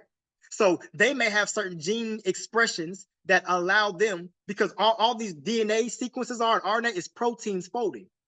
So there are instructions that are taking place to tell a protein to fold or to undertake a particular, not transition, but a particular function, right? So what can affect these particular proteins? Sound, vibration, diet, and air and environment can affect your genes, your cells on an epigenetic level. As a matter of fact, they fucking do, right? So when you sneeze or you spit or you excrement waste on the ground, Mother Nature has a certain mechanism involved in it where it's duality, right? It's balance. It's the same principle as people say, oh man, thank God the rains were coming and we needed water for the crops. But the thing is, it's a faculty of nature, because the less water is on the ground, right, the more you're saying we need water and crops, but the less water is on the ground, I mean, it's more and more in the sky, and the more and more it builds in the sky, the more and more it condenses to the point where it gets heavy and it just falls. It's duality, it's balance, right? So Mother Nature will take the DNA, the information that you put into the ground, and may produce a certain apple for you. Hence, we got a Jamaican apple or a Jamaican pear or an American pear or an Asian pear. Why do you think there are different species of certain fruits and vegetation all around the world?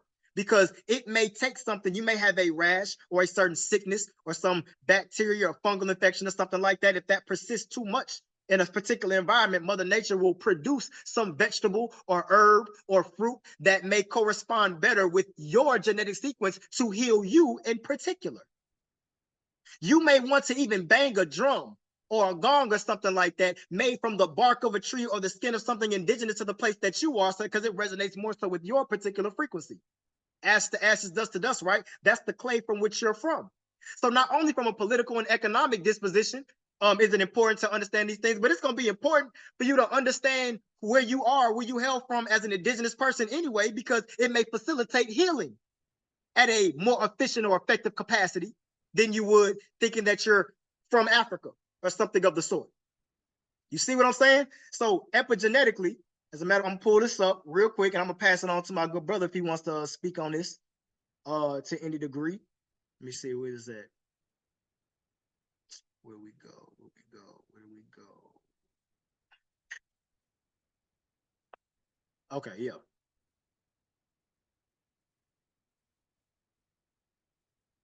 Share screen, pass it off. Just something real quick, real simple, real easy.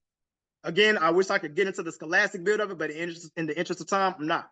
Unlike behavior or stress, diet is one of the more easily studied and therefore better understood environmental factors, environment, air, right, and epigenetic change. The nutrients we extract from food enter metabolic pathways where they are manipulated, modified, and molded into molecules that the body can use. But this tells you that diet can affect you epigenetically. And epigenetically is when certain genes are turned on. When certain genes are turned on, or expressions are not, well, genes are not being expressed, turned on or off. Even your dendritic and synaptic activity, the way that you can facilitate or generate proper thought to even elevate in your own genius is affected based off of not getting a proper diet, based off of where you are from, what soil. You're the red clay. You are the red clay, right? What soil that you are indigenous from. That can literally affect your genius, your posterity, how you heal, how you regenerate, and all of the above. It's extremely important to know who you are as an indigenous Aboriginal person to facilitate spiritual health and dispositions. Your mitochondria and your cells won't even vibrate at peak efficiency if you're not taking in something that may be good for the general populace of people, but may register as an acute allergy for yourself. So you probably need to take a hair mineral analysis. You probably need to understand which gut microbiomes you may be deficient in. A hair mineral analysis or a blood test, T levels, whatever it may be, because you may be taking in a food that may be good for the general populace of people who may register as an acute allergen for you based off your blood type. This is called thorough knowledge of self and how it affects you. If you're O positive or XYZ, it stands to reason maybe you shouldn't drink so much orange juice, though it's high in vitamin C and stuff like that. There are other foods for you because that may register as an acute allergen to you. All allergic reactions don't manifest as a bump or a rash or something of the sort. So understanding who you are as where you're indigenous to is also extremely important. My brother Ja'El, Dr. Ja'El, do you have anything you want to add to that, family? You can take it from here if you like. Oh yeah, man. I would just add one thing that I think is very interesting to think about. And I realized this a couple years ago, right when I first came into my studies for molecular and bionutrition, which is the reality of every single possible disease that anybody could ever experience is already written into your gene code. And your ability to experience disease is based on the epigenetic trigger that occurs from, like you said, the environmental or external or internal factors like environment and, you know, certain food exposures. So, you know, people who end up with cancer, the reason why they end up with cancer is because they're turning on the genes for the cancer to exist through consuming certain foods. And that is the exact phenomena for every single disease that you have or, you know, could potentially have. I'm sorry. But I think that was, You said people are basically feeding themselves carcinogenic things, or repeat that what you said about cancer. That was deep. well, no, I was just saying though, when it comes to disease in general, every single disease that is known to man or to woman is already embedded within your genetic code sequence. And its ability to express and manifest on the physical as an actual disease that you're experiencing is based on the epigenetic triggers, such as your exposures to environment or certain foods that are going to actually turn on the gene for it to express as a physical ailment. And so this is why it's important, like you said, to learn knowledge of self and understand that you do have a God-given nature and that certain behaviors, certain traditions, certain foods, and things of that nature are all possibly compromising the integrity of your God-given nature, which then manifests as physical or psychological disease. That's powerful. That's powerful. You want to just tell the people that, because I see some in the comment, right? Well, what do we eat? Things like that. Where the people can possibly get with you to facilitate some healing or just to maintain their health, something of the sort, where they can get with you as an Aboriginal doctor to get right, mind, body, and soul. Oh, absolutely. So just a quick introduction or background. Like the brother said, I'm a certified indigenous naturopathic doctor, and I'm credentialed in an institution that exists within the jurisdiction of a tribal government.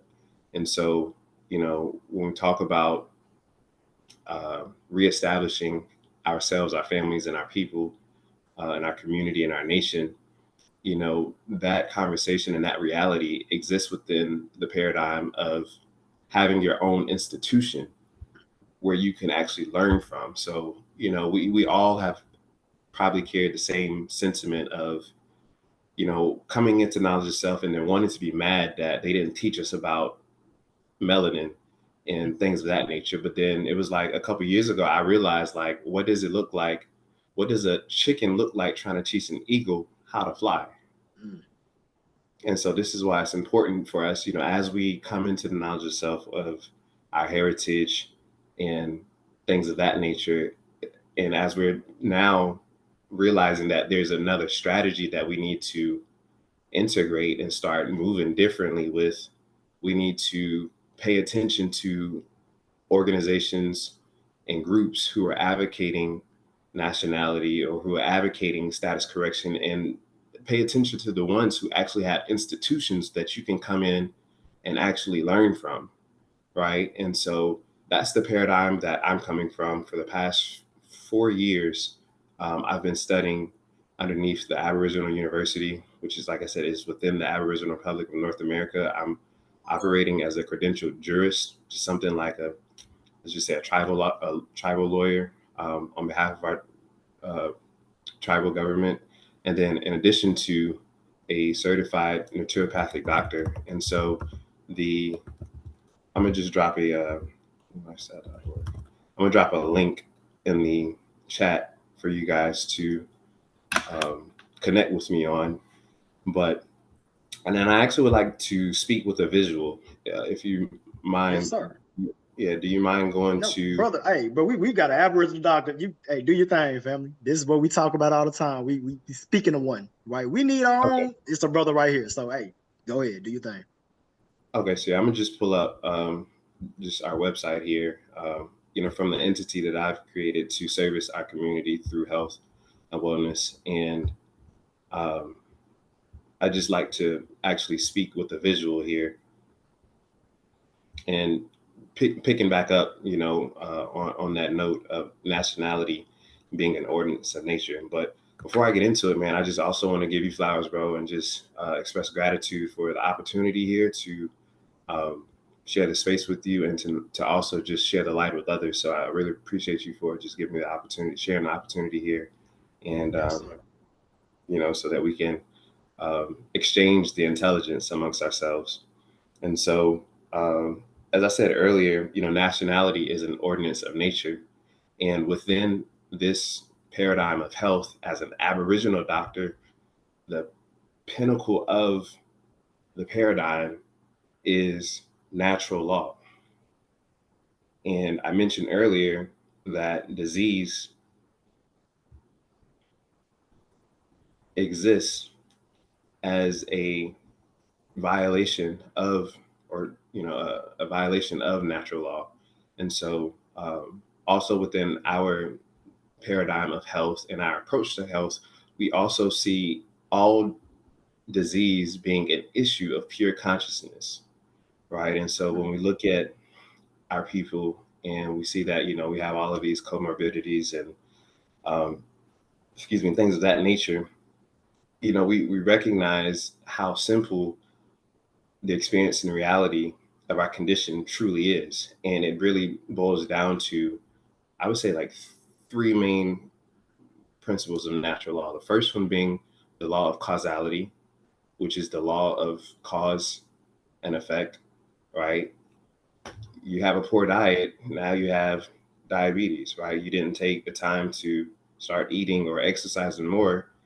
Now you're going to experience these effects, with associated with poor health, right? The other universal law here that we're out of alignment with involves knowledge of self, right? And so as we talk about nationality being an ordinance of nature, it becomes very simple to restore our health and do the things that actually preserve our health, except for deteriorating our health. And so when somebody may ask the question of, what is it should we be eating? Now, the conversation about food and diet can get very, very comprehensive and nuanced, but I'm gonna just tell you now, it's very simple. And it's as simple as knowing that everything on this planet is not a part of God's original creation. And anything that is not a part of God's original creation has the ability to compromise the integrity of your God-given nature and cause you the effect of a disease or an ailment. And so when we talk about, okay, what should we be eating, right? So the things that we should be consuming are the plants and animals that were a part of the original creation. So that's like your wild game, right? That's your bison, your deer meat, your wild caught salmon, tuna, any and everything that's wild, nothing farm raised or actually man-made mutated hybrid animals. And so, a lot of people are unaware that the most common meats that we grow up eating, such as the chicken, cow, and the pig, those are all mutated, man-made hybrid animals. So if you could just cut those three meats out and just focus on consuming, like I said, the animals that are part of this original creation, I guarantee you'll be in far much better shape in comparison to someone who's, continuously eating all of those other traditional meats and things of that nature. And so, this image that I have before us is multi-layered. It's a very symbolic image that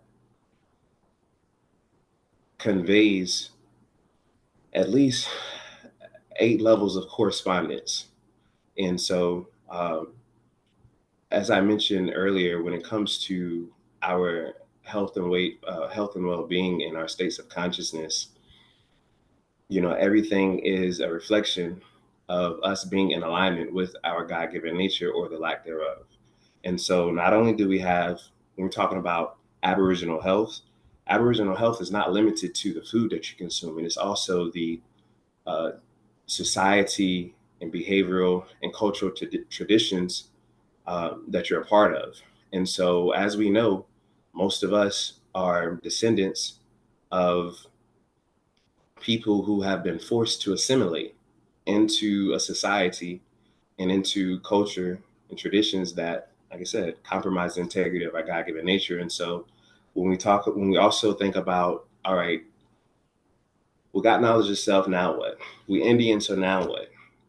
So the next, what they call call to action that we should focus on is not only gathering knowledge of self from institutions that educate us from our point of existence, but we should also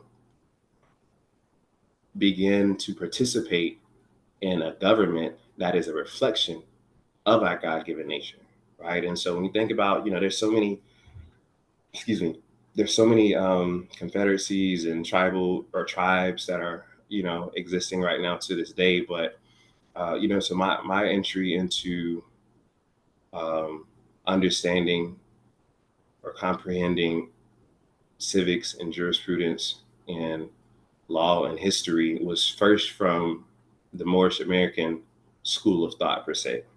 And I was getting ready to, go that route and continue pursuing, status correction and nationality from that position. But I came across the government that I'm a part of now, which is known as the Aboriginal Republic of North America, as the Shi Amaru.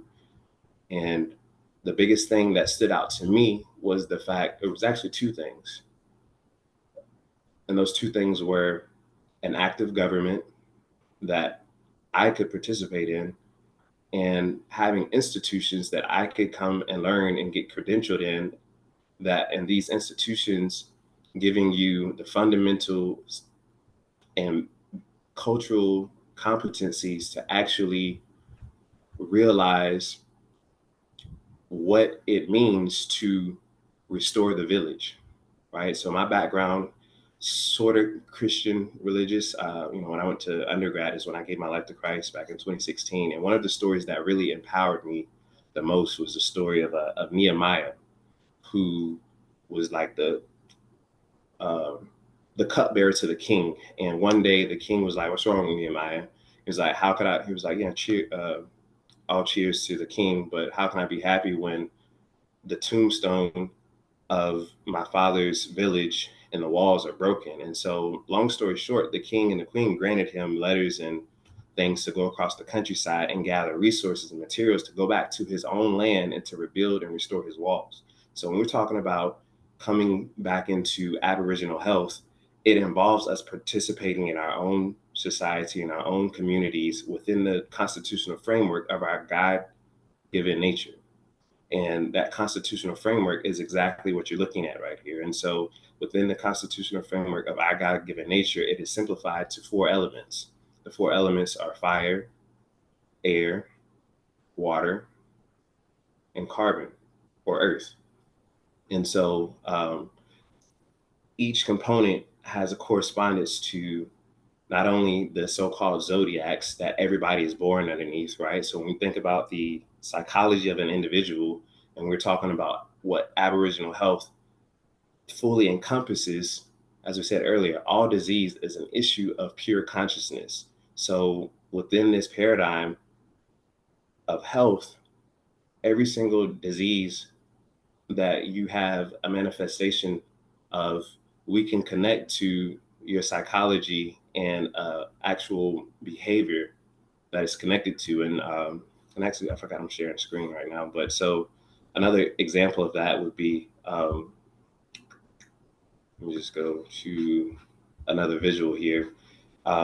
Just one example of how So I'm pretty sure everybody here may be familiar with natal charts, right? And so, Yeah. you know, based on just one aspect of health that we can redefine the paradigm for, or with, like within healthcare. Like right now, everybody is trying to correct, you know, their inherited diseases, you know, from family and from bad eating and whatnot. But once we get back to restoring our community and understanding the psychological profiles of the children that we're giving birth to, and we're actually planning our children to be more coherent with, you know, within the family structure that we have, we can also look at, based on their birth chart, we can see every single degree corresponding to a potential manifestation of disease. And so within the 12 zodiacs, you have correspondences to the 12 body systems, right? And those 12 body systems were expressed on, let me pull it back up here. Those 12 body systems are expressed on the same chart here, right? So if we're talking about the element of fire, the 3 body systems that correspond to those 3 zodiacs, which is the 10th polarity, the 9th polarity, which is the muscular system that corresponds to Sagittarius. Then you have the 5th polarity, which corresponds to the cardiovascular and circulatory system, and the 1st polarity, which is known as Aries, and that corresponds to the brain and central nervous system, right? And so being able to see a person's natal chart, we can see what systems are inherently weak. So now we can construct the reality to offset and compensate for, you know, the weaknesses. So that comes into nutrition, that comes into social environments, that comes into you know, particular minerals. And so this is the level of intelligence that, you know, we're able to remind ourselves, restore ourselves back into when we come into, you know, proper nationality, being an ordinance of nature. And you know, it almost seems very comprehensive, but this is the science of our heritage, you know, and the science of our heritage, it goes further than just understanding the correspondences between our psychology and our health and well-being, but also corresponds to, you know, if you look at human social behavior and psychology, we will notice that, you know, certain people tend to gravitate towards certain occupations in life, or these occupations in life can be also be qualified as departments of life. And so within this book here, within this visual here, as Nature's Book, we have the different departments of life that are also corresponding to the different elements. And so, you know, I could use this visual here to also break down a fundamental aspect of biology, right? And so I'll take 2 minutes here. So when it comes to the key to health, or the key to disease in the body, it really boils down to one thing, which is cellular respiration. And so every single cell in your body has what is known as a mitochondria, or the engine of a cell. And if you realize how the planet has a North Pole and a South Pole, which implies a magnetic field around it, every single cell in your body has that same exact phenomenon, right? And so the cells come together to make up the tissues, and the tissues come together to make up the organs, and then the organs come together to make up one of these 12 systems that you're looking at. And so when you have disease, the key to disease is cellular suffocation, because within the cellular energy cycle that takes place within the mitochondria of a cell, there's 3 primary elements that are involved, which is a carbon, a hydrogen, and an oxygen. also known as a carbohydrate. This carbohydrate is also known as glucose. So in other words, glucose is the primary molecule for metabolization. And so whenever we have disease, disease occurs from consuming foods that are not able to do two things: assimilate into the blood properly, or be combusted into fuel, like with a clean combustion. So when you eat some rubbish and your body is breaking that down, what's happening? There's nitrogen involved. And when there's nitrogen involved, say, for example, we have two categories of organisms on this planet in our Aboriginal health paradigm. We have phototrophic organisms and heterotrophic organisms. The phototrophic organisms are the ones who have a solar symbiotic relationship with the sun, and the heterotrophic organisms are the ones who don't have that, right? And so there's certain foods, like your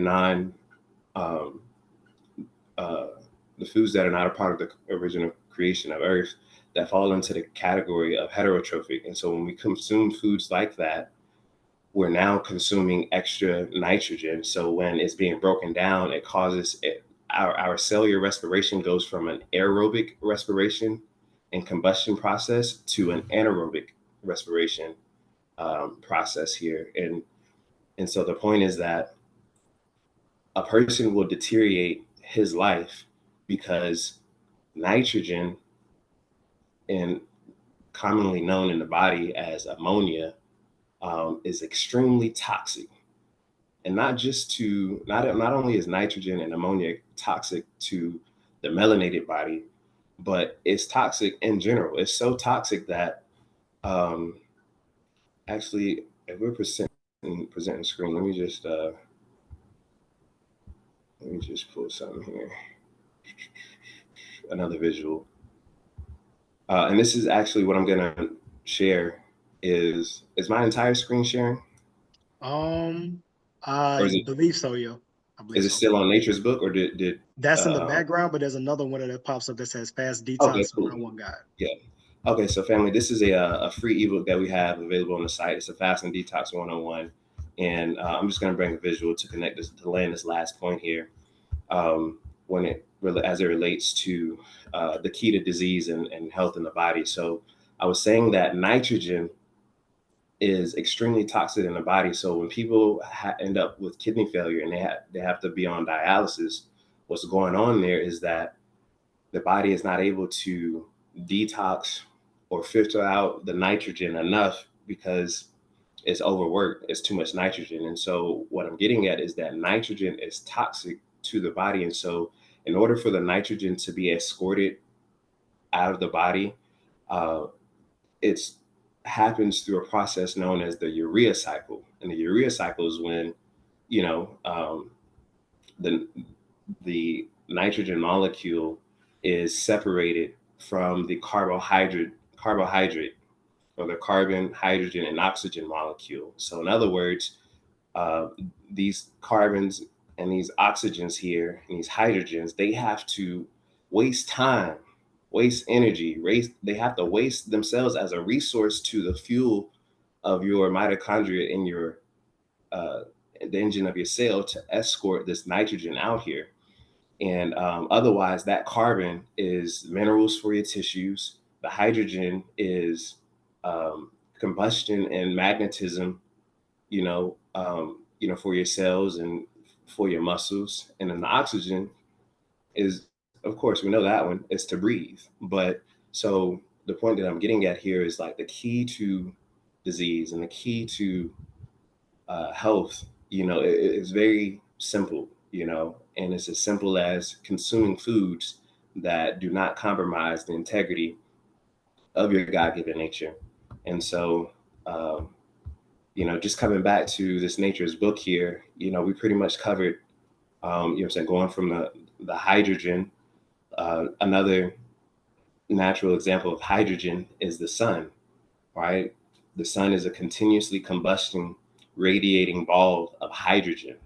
It's a black ball of hydrogen. It's continuously combusting, and it's releasing photons and ions and information through its magnetism that actually turn on and turn off certain gene codes in our own body, right? And so, when it comes to oxygen here, like I said earlier, your cells need that to not only to communicate with one another. I'll give you another example. If you think about how when somebody goes to the hospital for surgery and they put them under a gas, and what's happening? And so what's happening there is, the first thing is the type of gas that they're sedating them with is a form of nitrogen.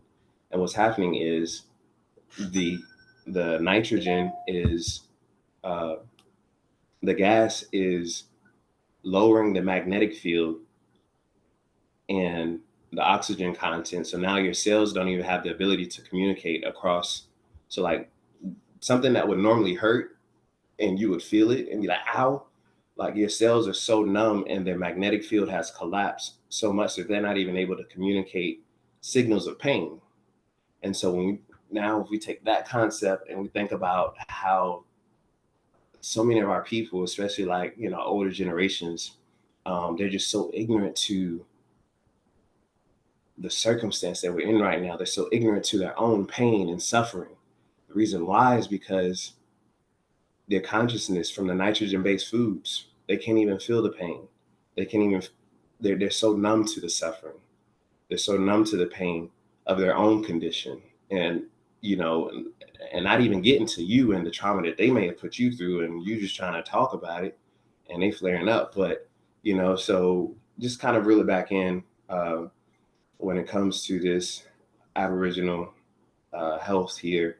This is the holistic paradigm. You hear about people identifying themselves as holistic health and things of that nature, but nobody's holistic until they also include the psychological correspondence here.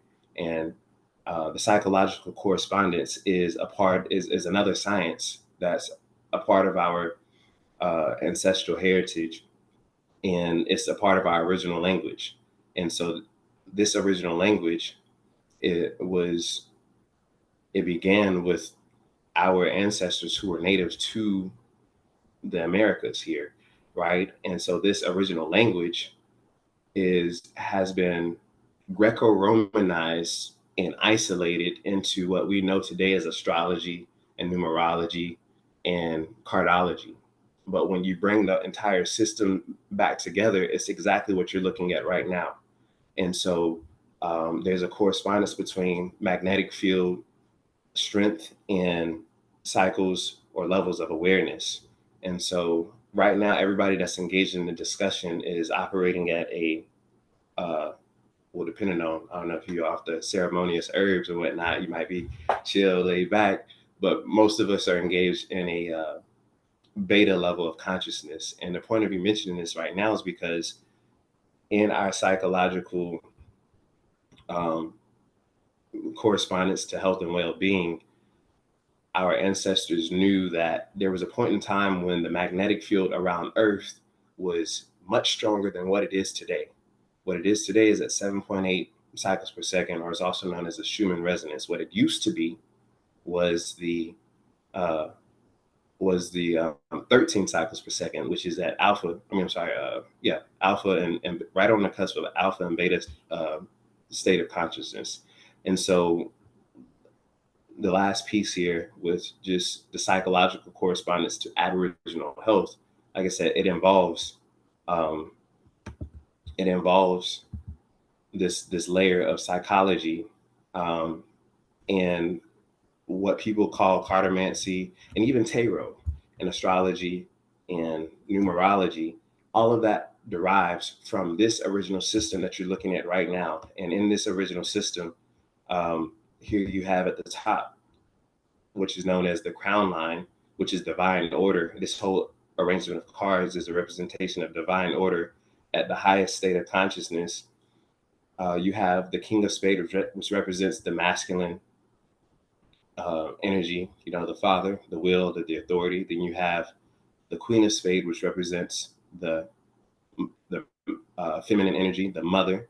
And then you have this Jack of Spades, which is the child, the young initiate, who is who is inheriting the world that these two energies have created, and now they're initiated by it, right? And so, this is what Aboriginal health is about. It's not only, what to eat, but it's also about being psychologically aware of the 13 different types of profile that exist, and on this planet.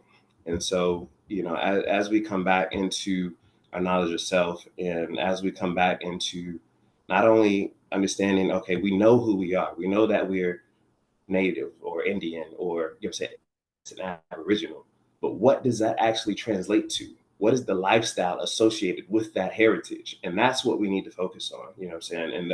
And not only do we need to focus on that, but we also need to get inside of those institutions that are empowering us and reminding us of who we are and of our God-given nature. And I'm gonna just pause right there, family.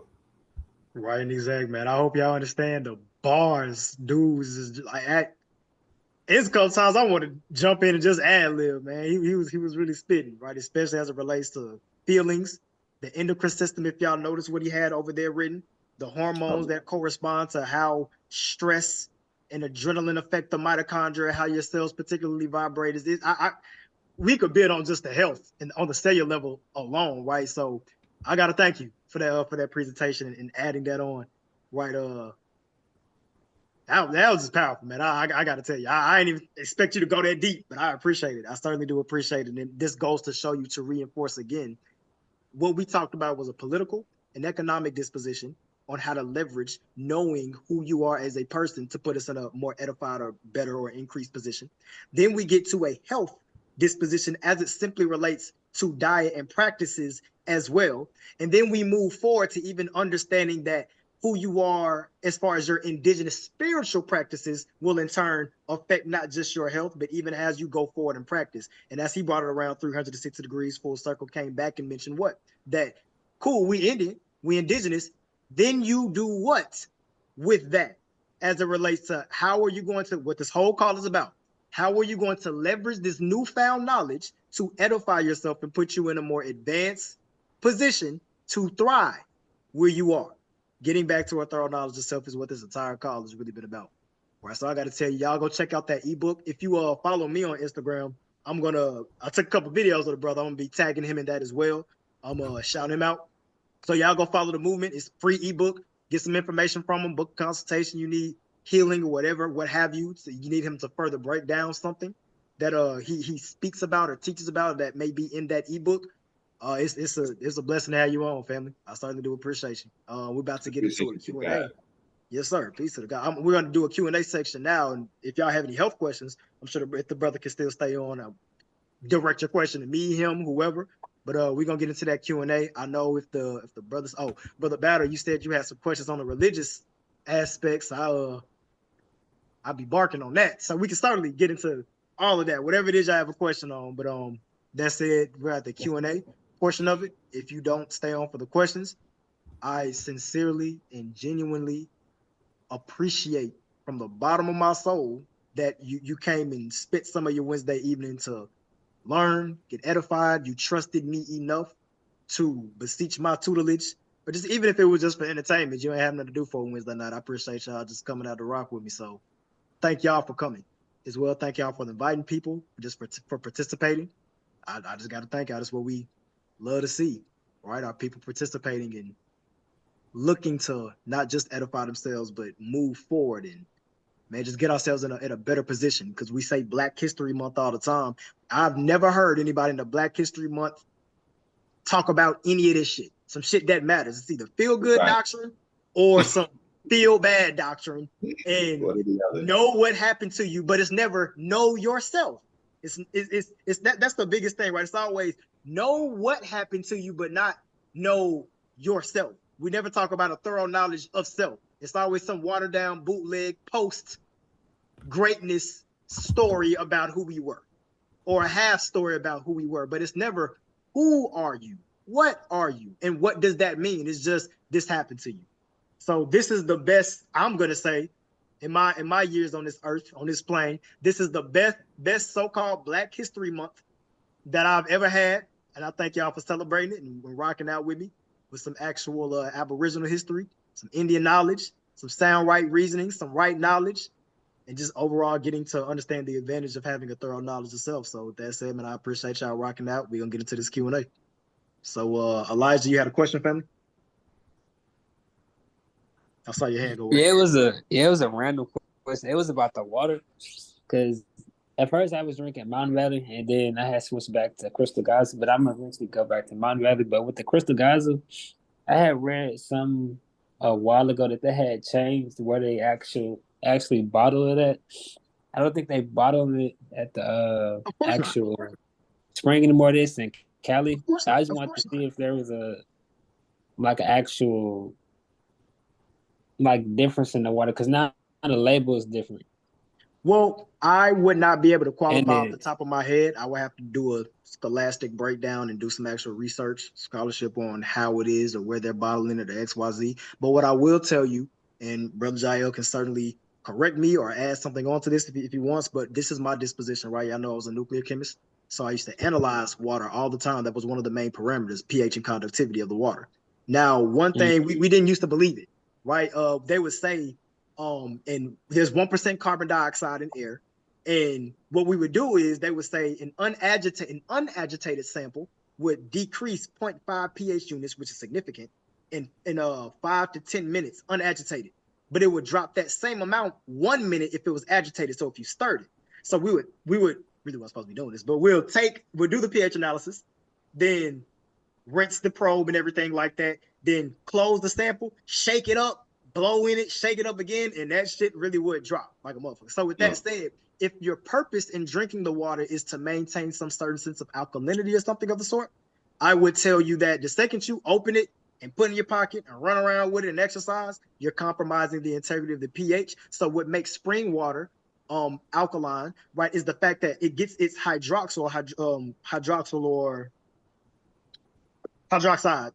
ions from the rocks, the minerals embedded in even the vegetation, right, that may be embedded into the water. So it's constantly there, so it's constantly feeding off. So you may want to put a key lime, squeeze some key lime or something like that in your water, or something else that may be a pH additive or some type of hydroxide additive onto it if your concern is making sure that it's alkaline. But even with that small discussion, with that, I don't want anybody to think that drinking alkaline water, the purpose is to raise the actual pH of your blood in particular. I think there's a misconception when it relates to the whole alkalinity speak. It's that certain foods that you ingest are compromised of certain monomers, and because of that, those monomers presence may compromise, I would say, enzymes at a certain substrate area. So that may cause the pH to drop, therefore temperature to change as well, and that may be denatured.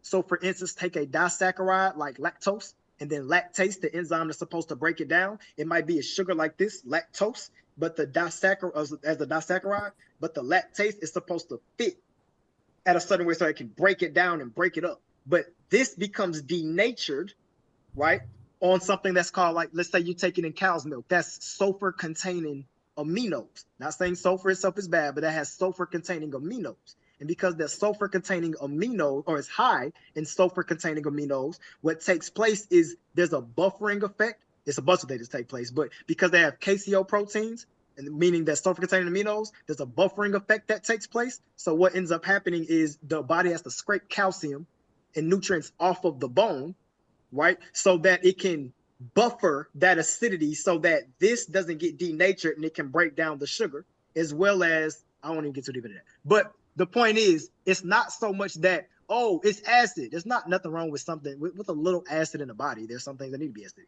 right? But the whole alkaline speak is not to raise the body's pH, but it's the things that you're ingesting where there's a site to where the nutrient needs to be broken down.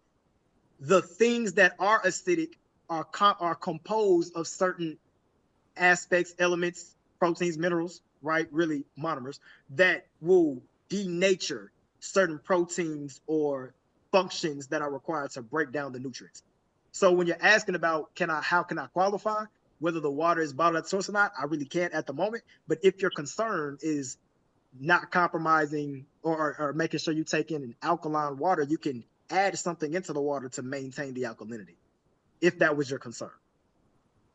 Yeah, because I didn't know if I was tripping or not, because it actually tastes different now, and it actually dries my mouth out faster.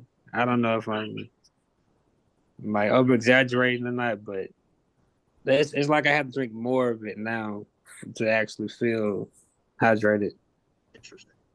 Are you talking about with Crystal Geyser or another? Yeah, no, the Crystal Geyser in specific. Man, that's crazy you mentioned that, because how long did you say it's been since they stopped using the actual spring source? I want to say it's just like earlier this year, like in January. I had to find an article that I read. I don't know why I looked it up one day, but I just looked it up to see like where it actually came from and like where it's actually brought it at. But it's like it changed sometime in January. But the actual label on it just changed like within like the last month. Cause it's hold on, let me tell you. Wow, that's crazy, man. Because that's Crystal Geyser is my go-to. I used to live near a. Hey, look, right, Crystal Geyser right here with you guys. Yeah, man. I gotta get on this flow, man. Get in this spring. Yeah. There's another. I mean, the next best spring water that I would recommend is the one that's in like a green glass bottle. That Mountain Valley? Yeah, the Mountain Valley. That Mountain Valley. Yeah. I used to get about the 5 gallon. Yeah. That's what I be getting. Cool. Glad you got that answer. Oliver, you got a question, family? Yeah, I was gonna ask, what was your you said it a couple times, but I kind of wanted to take what you said and write it down about knowing the importance of knowing we are American Indian. Some people ask me, well, what is the significance of knowing? Okay. Well, we saw that there's rights that the United Nations and America specifically recognize the rights of indigenous peoples. And amongst those rights, we saw that we have the right to self-govern, judicial systems, legislative systems, our own spiritual practices, resources, land, territories. We saw all of that, right? Yeah. So that's an importance. We saw that, or we spoke about the epigenetic effects of diet, of not eating foods that correspond with the foods that you are indigenous to, so the gene food science.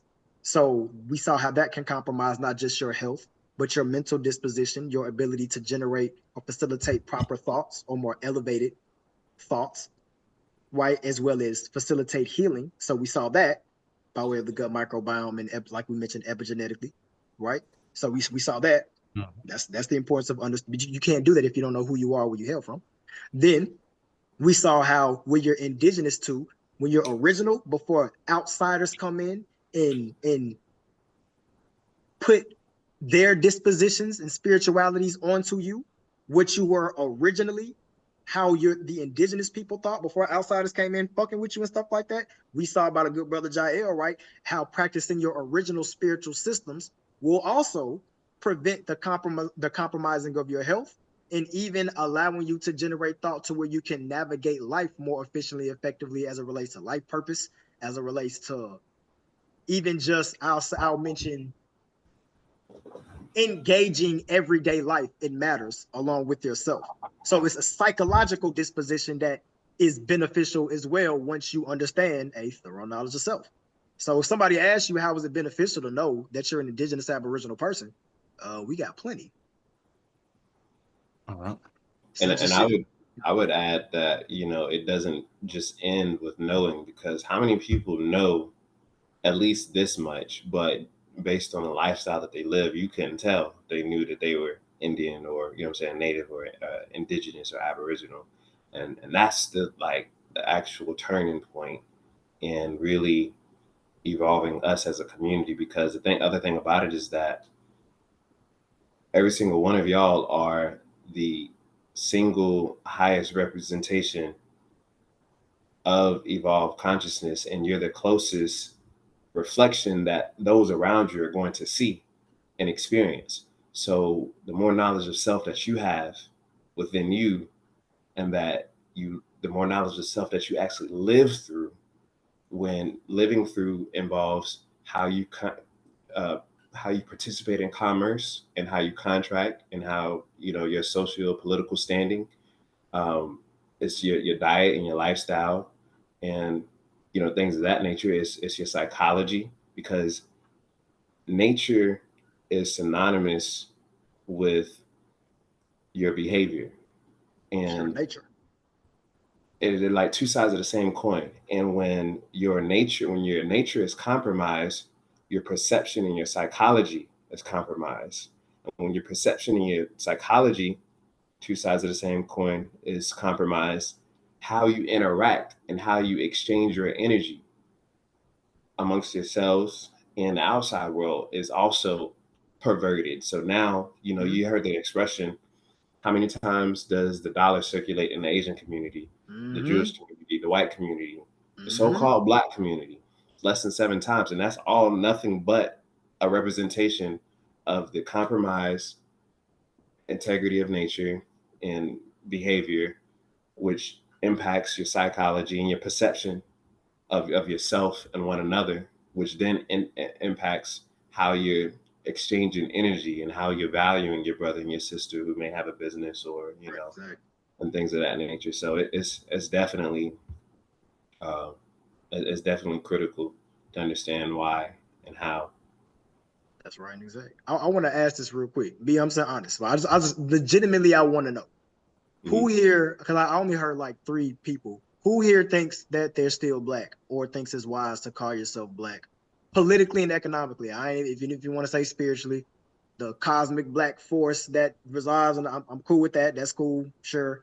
But I'm saying economically and politically, who still thinks it's okay to run around calling themselves Black? Not judging. I know they kind of sound a little facetious, but in all honesty, does anyone still think that? I don't think I only heard like 4 people mention it early on the call. Do we understand how it's detrimental to put Black on paper or to continue to spread the rhetoric that we are Black people? Extremely, extremely detrimental, extremely compromising. I hope we do genuinely understand that. I know they made feel-good doctrine that I'm Black, y'all, and I'm Black, y'all, and I'm big, all that good shit, and say it loud, I'm Black and I'm proud. And I get it. It's a COINTEL program. That's not a joke. That's not conjecture or speculation. It's literally a COINTEL program. Literally.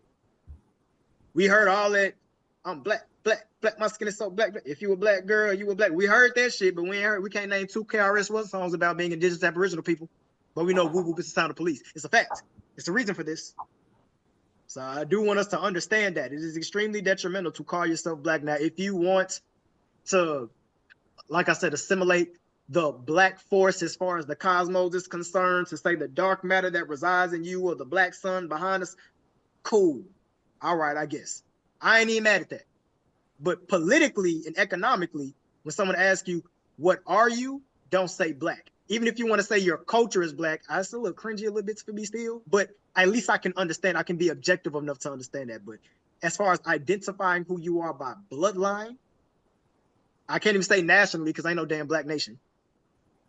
I could even respect it more if we said Black. When people say Black nationalist, that is the most oxymoronic statement of all time.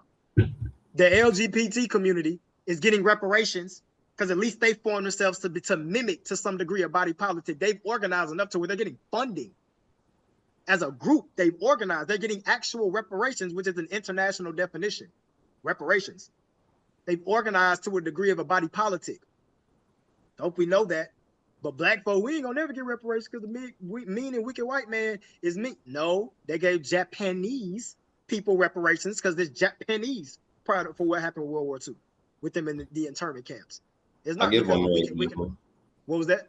I said I'll also share one more example of importance of knowing about our tribal connection or reestablishing our connection to a tribal government. So the tribal government that I'm a part of, Aboriginal Republic of North America, Shiamaru, we have been able to establish ourselves enough to actually participate in commerce within the jurisdiction of the United States with our constitutional right to exemption from taxes. So in other words, whenever we have businesses registered on the EIN, on the IRS EIN government site, all of our EINs are automatically registered in their system as a tax exempt tribal entity. So, I mean, if you just think about how much we're paying in taxes that are ultimately going to funding our demise, you know what I'm saying, everything to their benefit, that's, one example, you know what I'm saying, just by understanding your identity and how your identity can be instituted and implemented contractually to participate in commerce for or against our benefit. And so right now, everybody identifying as Black or African American is performing in commerce to the detriment.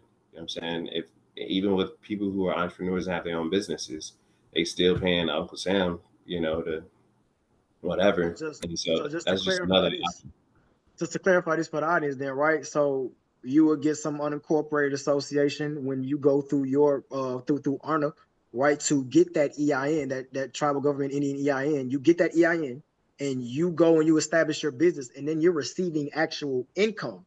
That income is tax exempt. Exactly. Why is it important to know where you hail from? See what I'm saying?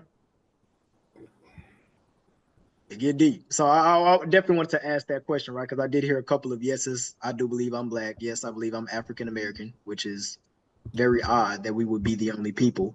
And if we looked at the SF-181 form, we saw it. Why is one not like the other? Black/African American means anybody having their origins in any Black racial groups of Africa, but everybody else hailed from an original people. That's what it said. Any person having their origins in any of the original people of some nation. But we went around saying we're Black and African American. Why don't you hail? You're the original person on Earth, as far as the humanoid aspect is concerned. And now you run around saying that you don't hail from any particular person. As far as a political disposition is concerned, this makes no sense to do. No sense. It's very detrimental. Did you? What was that? I was going to ask, did you cover Dred Scott case ruling? We do that more so on the constitutional science thing in the study group, but if we don't know, we certainly can. It's very interesting. I got rights, right? No, not Negroes, not property don't have rights. Property can't own property. In the way that the Constitution was written, right, when the Dred Scott case came by, even if you were natural born, but your parents was, no, you don't get rights to nothing. That's why they had to come up with the 14th Amendment to create a special class of citizenship for people. That's why it ends up saying natural, if you were born on the U.S., natural born, or subject to the jurisdiction thereof. See, the 14th Amendment just doesn't describe just U.S. citizens. It also describes U.S. persons as well, and the rights and privileges you have with that. But with all of that, man, Dred Scott thought he was up one, like, I got rights. Try again. Yeah, identifying as a free slave, and trying to actually file a lawsuit in the court of law. And the first thing the judge told him was that he would be holding the court in contempt for addressing him because he doesn't even have the status. Identifying himself first and foremost as a freed slave, which is a descendant of slavery, is what he thought he was, or maybe he was. And the point being that people today want to identify. Matter of fact, Terrence Howard just got hit with a $1 million tax lien for unpaid back taxes. It just came out like yesterday. And in the quote, I was just looking at it like a couple hours ago, and they quoted him saying that it is immoral to tax a descendant of slavery. No, it's actually constitutional. Very. Very constitutional. It's very. See, that's the thing. You know what I'm saying? Knowledge itself and who you choose to identify on pen and paper in commerce is going to put you in a benefit or, you know what I'm saying, to your detriment and being subject to taxes. So now my man's looking like MC Hammer and Lauryn Hill? Who else caught up? You know what I'm saying? But it's crazy though. So he liked it. The citizen provision of the 14th Amendment may be seen as repudiation for one of the more politically divisive cases in the 19th century. That's because people are emotional, they don't study law. Under common law, free persons born within a state or nation were citizens thereof. The Dred Scott case, however, Chief Justice Roger Taney, writing for the court, ruled that this rule does not apply to free slaves. The courts held that the United States citizenship was enjoyed by only two classes of people: white persons born in the United States, so the free white, the Naturalization Act 1790 and 1870 as well. United States as descendants of persons who were at the time of adoption of the Constitution recognized as citizens, which did not apply to slaves of the several states, and who became also citizens of the new political body, which also does not apply to slaves in the United States of America, and those who, having been born outside of the dominions of the United States, which also does not apply to slaves, that's if you were born within the dominions, white, had migrated thereto and naturalized therein. Free slaves fell into neither of those categories. So again, we say, what does black mean? What does this mean? How we use shit in everyday parlance. Being a free person, meaning not enslaved currently, does not mean free, or even, I don't even get into that whole build a dialogue, man. But look, it's words matter, especially when we talk about law and legal dispositions. Words matter. Black history, they got you so emotionally connected to that word black, and you know what I'm saying, it's something that you want to be proud in, but when it comes they instilled to the pride in you. Yeah, they told you don't call yourself Indian. You with pride. They would literally, so people had this thing where they mentioned they had these Indian territories and stuff like that, where they were saying, what was it? It was something, it was some bigotry type thing, but on its face, it looked as if they wanted to keep Indians at a certain place, but instead is that they wanted to keep Indians out of their place. I forgot, I gotta go look it up. But what they were doing was, it damn near used to be not even an official crime, but it was sanctioned that they were going to fuck you up for calling yourself Indian. So Indians say, go hide amongst the black towns, the Negro towns, go hide amongst the Negroes. Facts, especially in Louisiana and Alabama. They would say, go hide amongst the Negroes. It's safer there. Shh, no, baby, don't call yourself Indian. Don't do that. Don't do that. Don't do that. That whole 5 little, 6 little, 7 little Indian. Y'all know they used to be niggers first, right? Y'all know that, right? That song originally was niggers. It's a fact. That's a fact. I didn't know that one, bro. Oh, what? Oh man, y'all finna make me keep going with. I ain't even look. Listen, man, that's crazy. It makes sense though when you think about it too. Definitely makes sense. What was it? 10 little. Okay, yeah, 10 little niggers. Yep. 10 little niggers may refer to 10 little Indians. Originally, it was 10 little niggers, a modern children's rhyme, a major variant, which is 10 little niggers. Why are they calling Indians niggers? Why is the definition for niggers in the dictionary Indian at one point in time in the 1800s? Why is that? Oh, Why do you man. think that is?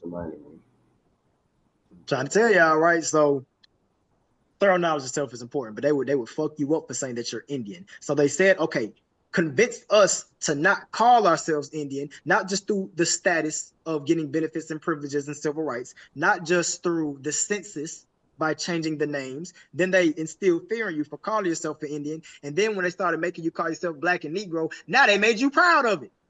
Don't call yourself Indian, call yourself black. Be proud to be black, so that in the future, because this keeps happening, this ain't the first time it's happened. In the future, you fuck around and start saying, okay, we might be Indian again. You got a bunch of pale-skinned people jumping down your throat, acting like you don't know what the fuck you're talking about. And then you turn around and then what ends up happening? Oh, we showed that. We showed that earlier. Oh, yeah. Well, the definition. Okay, I came in a little late. Yeah. The definition, but not the depiction. The King Law. Right. Let me see what's that. Mexico showing the original phenotypes. Yep. I've been to Chichen Itza, mind you, and those so-called Mayans was over there telling us like, yeah, we original Mayans. I'm looking at her and I'm looking at the wall and I'm looking at her and I'm looking at the wall. Like, motherfucker, that's me. That ain't your phenotype. There's a dude outside of Cenote saying, you want to take a picture with an original Mayan? I'm an original Mayan. I'm like, boy, shut the fuck. I was so offended. I was fucking offended, man. Look, but yeah, it's interesting. It's very interesting. But yeah, man, we Indians. That's who we are. I want to ask Brother Battle, did you still have your questions? Because depending on what you ask, I may be barking for a little minute. So I want to get your question there kind of now. What question did you have? I'll try to No, so my question was, I hear you say peace to the gods a lot. Do you mind, like, telling me what's that saying is all about? Yeah, I love that. Which disposition would you like first, my good brother? Would you like a natural disposition, an esoteric disposition, a Christian disposition? Which one would you like? It sounds like you about to bark anyway, so go For ahead. sure. Context is key. Context is king. You want to go Christian first? Yeah, let's do that. That's fine. Psalms 82:6. What does that say, my good brother? Say it again. Psalms 82:6. What is that verse? I have no clue. I haven't even read the Bible. I'm not gonna lie. Ye are gods. That's the what I next said. verse, but you shall die like men. But what does John 10:34 say? Is it not written in your laws that ye are gods? Now, what is God? God, but if we take it out of a religious disposition, right? God is an entity that is controlled in one or more specific elements or aspects of creation. Does that not befit us? Mhm. Isn't your mother in control of one or more specific aspects or elements of creation? Isn't she? Yes. See what I'm saying? So I can facilitate commerce because I have the ability to do labor. I can create a bond if I fucking want to. I create value, which is why everything, if right now everybody stops signing shit, the whole fucking economy will stop. Aren't you creating all of the value? And people like you that put this on a little piece of paper? Aren't you making shit move? Aren't you creating things yourselves? You are God. Facts. You are God. Now, I come from the spiritual disposition of what people like to call comedic science, but I'm not 100% beholden to the traditions at whole, right? But with that said, when you ask the question, what do we mean when I say peace to the gods, or we are gods? If we're talking about an entity being in control of one or more specific elements or aspects of creation, that's 100% you. How could I not be God?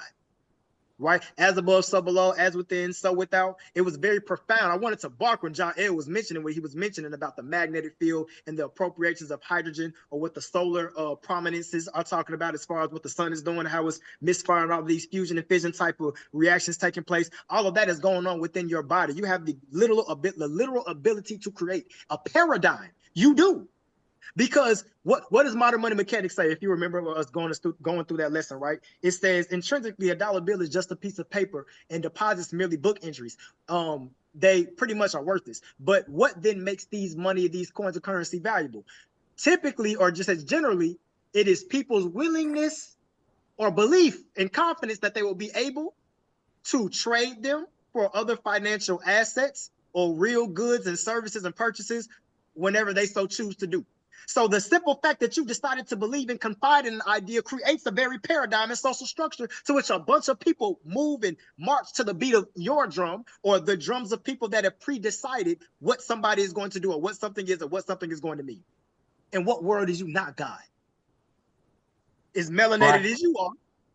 Right. Don't you think it'll be kind of crazy because some people reference God as like, let's say like a superior or a being or spook God in the sky, some sky daddy shit. Yeah. Mm-hmm. But who taught them that? That's an incomplete doctrine there, though. That's a fact. That's all it is. That's a fact. But who created that, right? Those were the youngest people on earth. See, we had anthropomorphic principles. For instance, let me give you an example. The so-called European, the Greco-Roman folks, and I believe that in their earlier post-Hellenistic Ptolemaic area type people, I would contend that they knew, but as you get more Roman, closer to the Roman end of the Greco-Roman aspect, they begin to think shit was, they really hated the what they call bestiality aspect of it. But what we did was, we were geniuses. I'm going to go over the what we called beautiful in the meta nature, and I'm also going to go, well, I'll do that backwards, right? So let's take Ampu, or who they call Anubis. It's with a dog head, a jackal head, and it's a man. Don't nobody think no fucking dog-headed person was walking around this motherfucker. Nobody think that shit. But dogs have a keen sense of smell. They can smell death. So what is Anpu or Anubis' job? It's to usher people into the humble abode, the living abode after. So when you pass in this plane, you go to the scale of Ma'at, you get balance, the scale of Ma'at is very deep. When the heart is 5,000, 10,000 times more magnetic and electric than the brain. It has more neurons than the brain. And it's represented by the heart. In the meta nature, the word for heart is ib, which means mind. So it's very profound that the heart would mean mind, and is made up of brain matter and material, or the same material the brain is made up out of. And the electromagnetic principle being weighed by way of the feather i.e. the laws of Ma'at or the principles of natural law. So if you're living your life in accordance with natural law and you don't pollute the earth, then you don't take in things that are also polluted that compromise the vibration of your mitochondria, or you don't eavesdrop or do things that incur stress or stressful environment, then you're living or vibrating at a particular frequency that is in accordance with natural law or natural nature. And when you're guilty of something, don't you have a heavy heart? So when your heart is on a scale, it's heavier, or is their heart as light as a feather? So it's very profound that they would do that way. But you'll go to the scales of Ma'at, they'll weigh your heart against the feather, i.e. the natural laws and principles, and then they'll fuck around and say, okay, cool, this is where you go with the humble abode, or you are judged by the ancestors, deemed, or what have you, right? But Ampu is to usher you into the next phase, the next life, because dogs can smell dead entities and death. You got Heru, which would be a falcon or eagle, right? That's the all-seeing eye.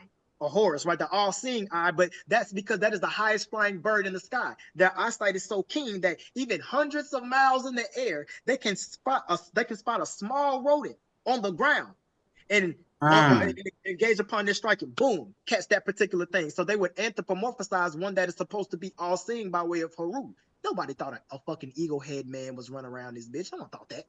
So with that said, symbolism. If we go into the, I'm gonna build this last part, right? I'm gonna let you continue building your question. But when we get into what the word beautiful means, well, really zero, I kind of gave it away a little bit, but zero. There's no word or concept for zero in the Medu Neter. There's none. Because all that is always was, right? I am within the all, and the all is within me, right? So that word for zero, instead of, it's like a flag, and it's not it's like Neter, but it's really it's Nefer Neter is how you say zero. Nefer, like Nefertiti, beautiful. So we would call it beautiful. Zero, the closest we have to zero is something that is beautiful. Why? Because when you didn't know something and you became educated about it, and you get that eureka, that euphoric feeling of that epiphany, oh, I get it. It made itself known to you. See, it was always there. You didn't create an answer. It was always there. So that it's a beautiful sight when something makes itself known to you. And we know that this is the fact because you can't add to the all, because if you could, where would you put it? And you can't take away from the all, because if you could, where did you get it from? It's the all. So we don't even have a word for beautiful in our indigenous or more natural dispositions. You see what I'm saying? So when we say peace to the gods, right? And we get into this, or when you talk about somebody saying some spook god is going on, that's the younger person witnessing an anthropomorphic disposition and not being able to rationalize it because they've walked the earth less years. And I'm gonna keep it a buck. They slick lesser-minded people from a natural disposition. Not saying free ether or pale-skinned people can't exhibit brilliance. Of course they can. But I'm saying they don't have the same genetic impetus to do so. They're the youngest people on this earth. They don't fucking know how to run. So they're gonna create I can't rationalize this. Let's do that. Like when you watch the Teletubbies, nobody think a sun is an actual literal laughing, smiling baby, but the sun, amidst these particular UVB rays that give, once they hit your melanocytes, produce cholecalciferol, and 90% of the serotonin in your body, which is the happy hormone, is produced in the gut. But the impetus for that is by way of sunlight. So then we go to the Pacific Northwest, like Washington, where I was stationed at one point in time, and we see that people that don't get much sunlight end up becoming seasonally depressed. Mm-hmm. You see what I'm saying? So it's like we have anthropomorphic principles in certain things. So when people say God is a superior being, it ain't got nothing to do. That's some white people shit, so-called. I ain't got nothing to do with you. I ain't got nothing to do with you. You far more advanced than that, man. Get a so-called white man back his culture. That ain't your culture. It's not your culture. And perception. Get that perception back as well. Straight up. For real. Please get that back immediately. Abandon that shit ASAP. But I say peace to the gods from that particular disposition. In the Medu Neter, in one of the more archaic, oldest languages. And think about this, right? It doesn't even start at the Medu Neter, because the Medu Neter is not the oldest language. There were languages that preceded that one. So if there's a language that had to take, if you go through the dialect continuum, had to take and borrow words and concepts, ideas from languages that had to precede it, if they didn't have a word for God, that means in the more archaic or more times of antiquity, we didn't have no word for God. We didn't have a word for it. The closest you get in Medu Neter is Neb, or Lord, or agent of nature. We have no fucking word for no God. Get a white man back his culture. So if they say that means a superior being, I don't give a fuck about what your young ass on this earth think. You don't know nothing in real life, boy. Shut up. I don't know shit. So yeah, I say peace to the gods because you're a God. That's what you are. The very Bible, for the Bible tells us so, right? You're God. Right. You see what I'm saying? That's why I say peace to the gods. Peace being more so of an offering, right? So I'm saying some people may say Shema may tep, the divine spirit in me meet the divine spirit in you. I'm giving a hotep, a hetep, right? A specific offering of peace, whether that's offering is my knowledge, my offering is something to help you out as far as it's food, a place to stay, whatever. I'm offering you peace. I'm coming to you with great and humble intents to advance both of us whenever we engage each other in a particular diatribe. Peace to you, God. That's how I'm talking. That's how we coming. That's how we think. Right. So let me ask you something. So you personally don't believe in any religion, like Islam, Buddhism, Judaism, like all of the other, like Christian, you don't believe in any. I contend that I use those religious corpuses as political sciences, and I understand that they are more rudimentary dispositions of more archaic and advanced spiritual systems. And I do understand fully the esoteric sciences written within those religious corpuses that illustrate our very position here today. For instance, discharging debt.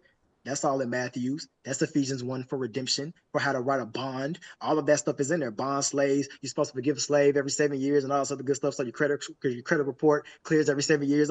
I understand the religious disposition as far as the economic and political sciences that ushered into the modern world today. So I don't discard those practices, nor do I disregard those sciences. But do I think it's some fucking spook god in the sky waving shit around? No, I do not. And if he is up there, fuck him, because he not your homeboy anyway. Why you watch them crackers put their foot in our ass for so goddamn long and they banged on us in your name? Boy, fuck you. If you Israel, you're not my partner. No way. You're not ops. You clearly don't fuck with me. Or nobody that look like me. So boy, fuck you. I feel. So even if he is real, and even then, I still think he'll still fuck with me, but not just automatically because that's in the Bible. You're not supposed to just accept some shit because a motherfucker say something. And if I don't believe, then that means his flock failed. Because why you didn't spend enough time studying the esoteric sciences of everything to qualify and prove some things to me? Why you didn't do enough to prove it to me? Ain't you supposed to be feeding this sheep? So I'm only going off of logic and sound right reasoning. I don't even put the idea of a potential God completely out of the realm of possibility. The second somebody tells me God is real, I immediately abandon any particular disposition. Let's put it on the table. They all end up sounding fucking stupid or coonish, but that's where we at so far. Give me an educated person on this shit. I'll rap with them. Convince me. I would like to believe. Seems pretty cool. I'm gonna take it straight to nature's book. Yeah, I've just been, I just wanted to get your take on that because I've been, just trying to find, like, I've heard so much about religion being, secret societies, all of these things. So it's just like I came to the conclusion that I don't even want to be part of a religion no more because I don't know enough. I don't know terminology enough of the stuff that religions use, certain context clues and languages. So, that's why I just don't have a religion at the moment. You shouldn't, honestly. Honestly, you shouldn't, because you know what religion means? No, I don't. I generally don't. To bind you to something. That's what I'm saying. Ain't no religion good for you, and especially people that as notorious for putting their foot in people's ass. That ain't fucking created. It ain't yours. It ain't yours. Let me ask you a question. You like your mama's cooking, or you like random other people cooking? My mom's. So you probably want to use the shit or take the shit that somebody gave and made for you. It's your household stuff. That's your stuff. I'm pretty sure you don't want to go to white folks' house and eat raisins and potato salad and shit. I'm pretty sure you don't. Pretty sure you don't. It ain't for you. Get them folk back their fucking culture. Give it back. We can already see the lies and the change. The Bible that you read got 66 books in it, but the Catholic book got 72 books. But it's older books like the Ethiopian Orthodox book and it's a bunch of different books. There are a bunch of different compilations that have a bunch of different books in them shits. Not to mention the transliteration has been completely improper. Not to mention you don't study the dialect continuum, so you can't even read the shit properly if you fucking wanted to. Because what was that? Oh, I'm sorry. I'm gonna just pull one little book out for you guys. Apocryphal. Let me see what you got. The White Man. The White Man Who Wrote the Bible. Is that on Amazon? Nah, the Arab, European, and Jewish theft of indigenous Afro-Asiatic culture and heritage. It's not on Amazon. It's not. It's Dr. Ali's publication. He's one of my favorites. He's my top 3 favorite scholars of all time, right? But I'm telling you, man, it's nothing about no melanated person and beholding to or embracing the dogma or doctrine of Christian, or Ali probably won't like me. Well, I heard him say different things about it, but I would even say Islam. But I've heard him mention somewhere like Islam. He doesn't use Islam as a religious disposition. He uses it as a science. And I actually, contrary to my favorite scholar, I actually agree with really both of them. But Ali Muhammad's disposition about it is when he mentioned, but I don't think he articulated the same way that I've come to know it now, me studying law and commerce. But when they mentioned the Quran being was needed to reestablish the sciences for Kemet, is what Shyamaru Ali, Namatag Ali would say. But the other part was like, well, shit, why you just don't tell people to go read Kemet type deal? But here's the thing, esoterically, right? Esoterically, you look at the chronology, and if you also understand anything about Masonic lodges, you'll understand a couple of other things, right? So if you have the Bible, what they do is they give you the Bible. I don't know this for a fact. I ain't in no lies, so I don't know for a fact. This the rhetoric though. But they give you a Bible, blindfold you, and once you after you study it, you illustrate a suitable proficiency in that particular knowledge. They blindfold you, spin around, take that out your hand, give you the Quran. Then you take the Quran, you study that, same thing. Suitable proficiency in the preceding degree, give you that. Then they may give you the circle 7. But after you've done all 33 degrees or whatever, the Quran will be more prevalent than XYZ, right? The Quran is a younger religion, right? Muslims, before anybody ever heard or uttered the word Islam, Muslims were Christians. They call Christians called upon Allah. This is a fucking fact. There are Muslims that were Christians in more archaic times. This is a fact. You have the Peshitta, i.e. the New Testament before the Septuagint. Before it was called the Bible, the New Testament, it wasn't the Septuagint, it was the Peshitta. And it was written in Syriac. Syriac being the grandfather language to Arabiya Fusha. So you have a Syriac written New Testament where Allah is called on over 1,100 times. Then you get into the dialect continuum and you understand the word Muhammad is a harmonious morphological cult and a gerundival participle. Meaning what? If me and you are walking down the street, somebody pop up on and say, hey, bro, you know what time it is? We like, oh shit, the jig is up, right? But if a foreign exchange student was walking with us, they may gesture to check their watch because they don't understand syntax. They may say, hey, you know what time it is? Oh yes, it's 3:30. Now that's called asymmetrical mutual intelligibility and mutual intelligibility. We all understand English, but it's asymmetrical on his end because while we're all understanding English, he doesn't understand syntax, right? So that takes place. Or we may be in a classroom where everybody's saying, professor, professor, professor, professor. And then the professor answers, the foreign exchange student may begin to think that that's his name, but it says that's his title. So what does Muhammad mean? The MHD, the trilateral root, means someone worthy of praise or teacher. So Muhammad would have been the first teacher, or Jesus would have been the first Muhammad. This is the fact. This is also no coincidence why in the Quran it'll tell you to study the previous chapters. It's also a surah in the Quran that mentions, I'm paraphrasing right now, but it mentions essentially, had I known you were not studying the Bible, I wouldn't have given it to you in this particular language. Remember, the grandfather language to Arabiya Fusha is Syriac. Quran is Kedian. Kedian means lexicon, a lectionary. Lectionary means Bible lessons. Facts. See what I'm saying? So it's Christians caught upon Allah. So when you understand the esoteric sciences of certain things, and you get into what's the Quranic doctrine, right? That they don't believe in interest. Interest was not a thing so prevalent during the time of Christianity. So remember what came first, Christianity or Islam, the Bible or the Quran. So it's telling you to study all the sciences here, but they say the Quran is the holy continuation of divine knowledge.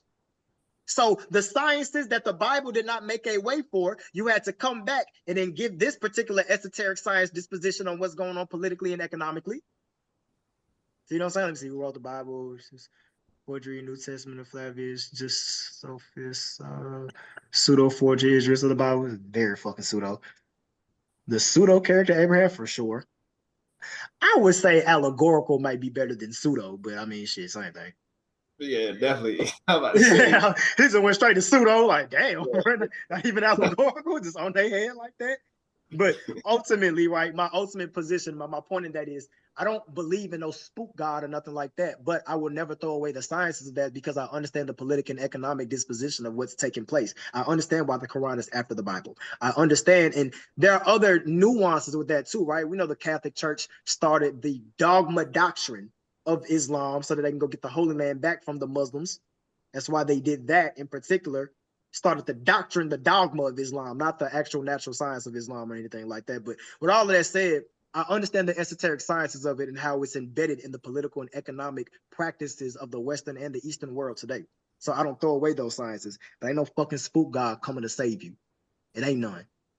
We got all these fucking wade in the water ass songs about Jesus coming back when the letter J wasn't even invented until the 1500s. And then 40 years later, there's a fucking slave ship called Jesus. So it's very fucking ironic that we singing these songs about Jesus coming back to save you. It was like, hey, you picked us up from home and took us over here. Bring your ass back, come save us. And that was more so just some of the few Africans that were taken some places, or some of us indigenous people that were taken to the Caribbeans, or indigenous Caribbean people taken here, because the transatlantic slave trade was not limited to just Africans, continental Africans, being taken to the Caribbeans and the Americas. As a matter of fact, the first people taken were so-called Europeans during the transatlantic slave trade. Those were the first motherfuckers on slave ships during the transatlantic slave trade.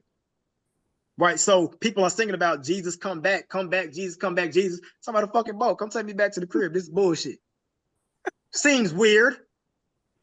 It's very odd for melanated people to embrace the dogma or the doctrine of Christianity, or I'll even say Islam. Honestly, I say that shit, stand on the 10 toes. It's fucking weird. But if you're gonna adopt the sciences of it, hey, I would call you an intelligent person. I will call you that. So let me ask you: have you heard the perspective of Islam, original Islam, being colloquially speaking a Black doctrine? Yes, I have.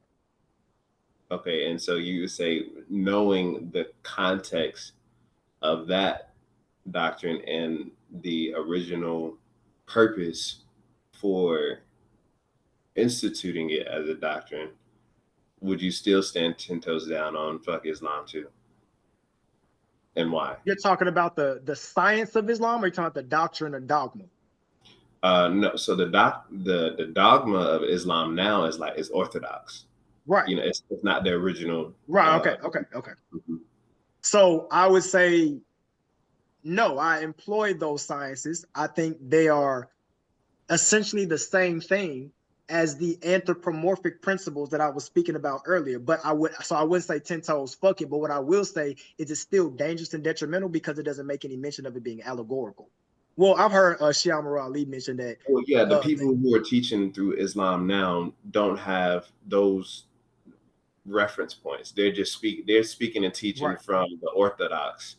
Right, that's correct. Which was used as another tool to overtake, you know what I'm saying, indigenous people and mislead and disorient original people from, you know what I'm saying, the time and just, you know, knowledge itself as well. That's right, exactly. So like when you say, so from the original science, the natural science disposition and the anthropomorphic or even allegorical principles written in the Quran, because I know the Islamic teachings is not limited to just the Quran. So I would say, I would not say completely fuck them or anything like that, but I would say in this day and age, I would say it's irresponsible to teach Islam from a non-allegorical disposition and not mention that it's allegorical. That's extremely, I would have to say, disingenuous for anybody in the know. Unless they just on some, you know, Masonic stuff and they speaking in riddles the whole time and they can't tell you, hey, it's allegory. You either get it or you don't. You either traveling man or you're not type deal. So I would say that. But people that's teaching it like it's a literal story and Muhammad gonna come back on a bodak or some mule, goat thing or some shit like that to come save you, I ain't fucking with none of that. Right, because look, Dr. Ali, he also got a 7-page book called Lost Pages of Islam. I don't know if you checked it out, but I'm familiar with it. I'm familiar with it. I'm familiar with it. Okay, wait. Okay. With it. Yeah. That's like he's my third favorite scholar of all time. My third favorite of all time. Slick the second, but I'm gonna still say third. He's my third favorite scholar of all time. 100%. Okay, wait. Yeah. So it's what was that? I said, who are your other two? All right, we got this bill for a second. I don't want the record to be too long, so I'm gonna go ahead and stop the recording. Thanks everybody for purchasing and watching, and peace to the God. Either.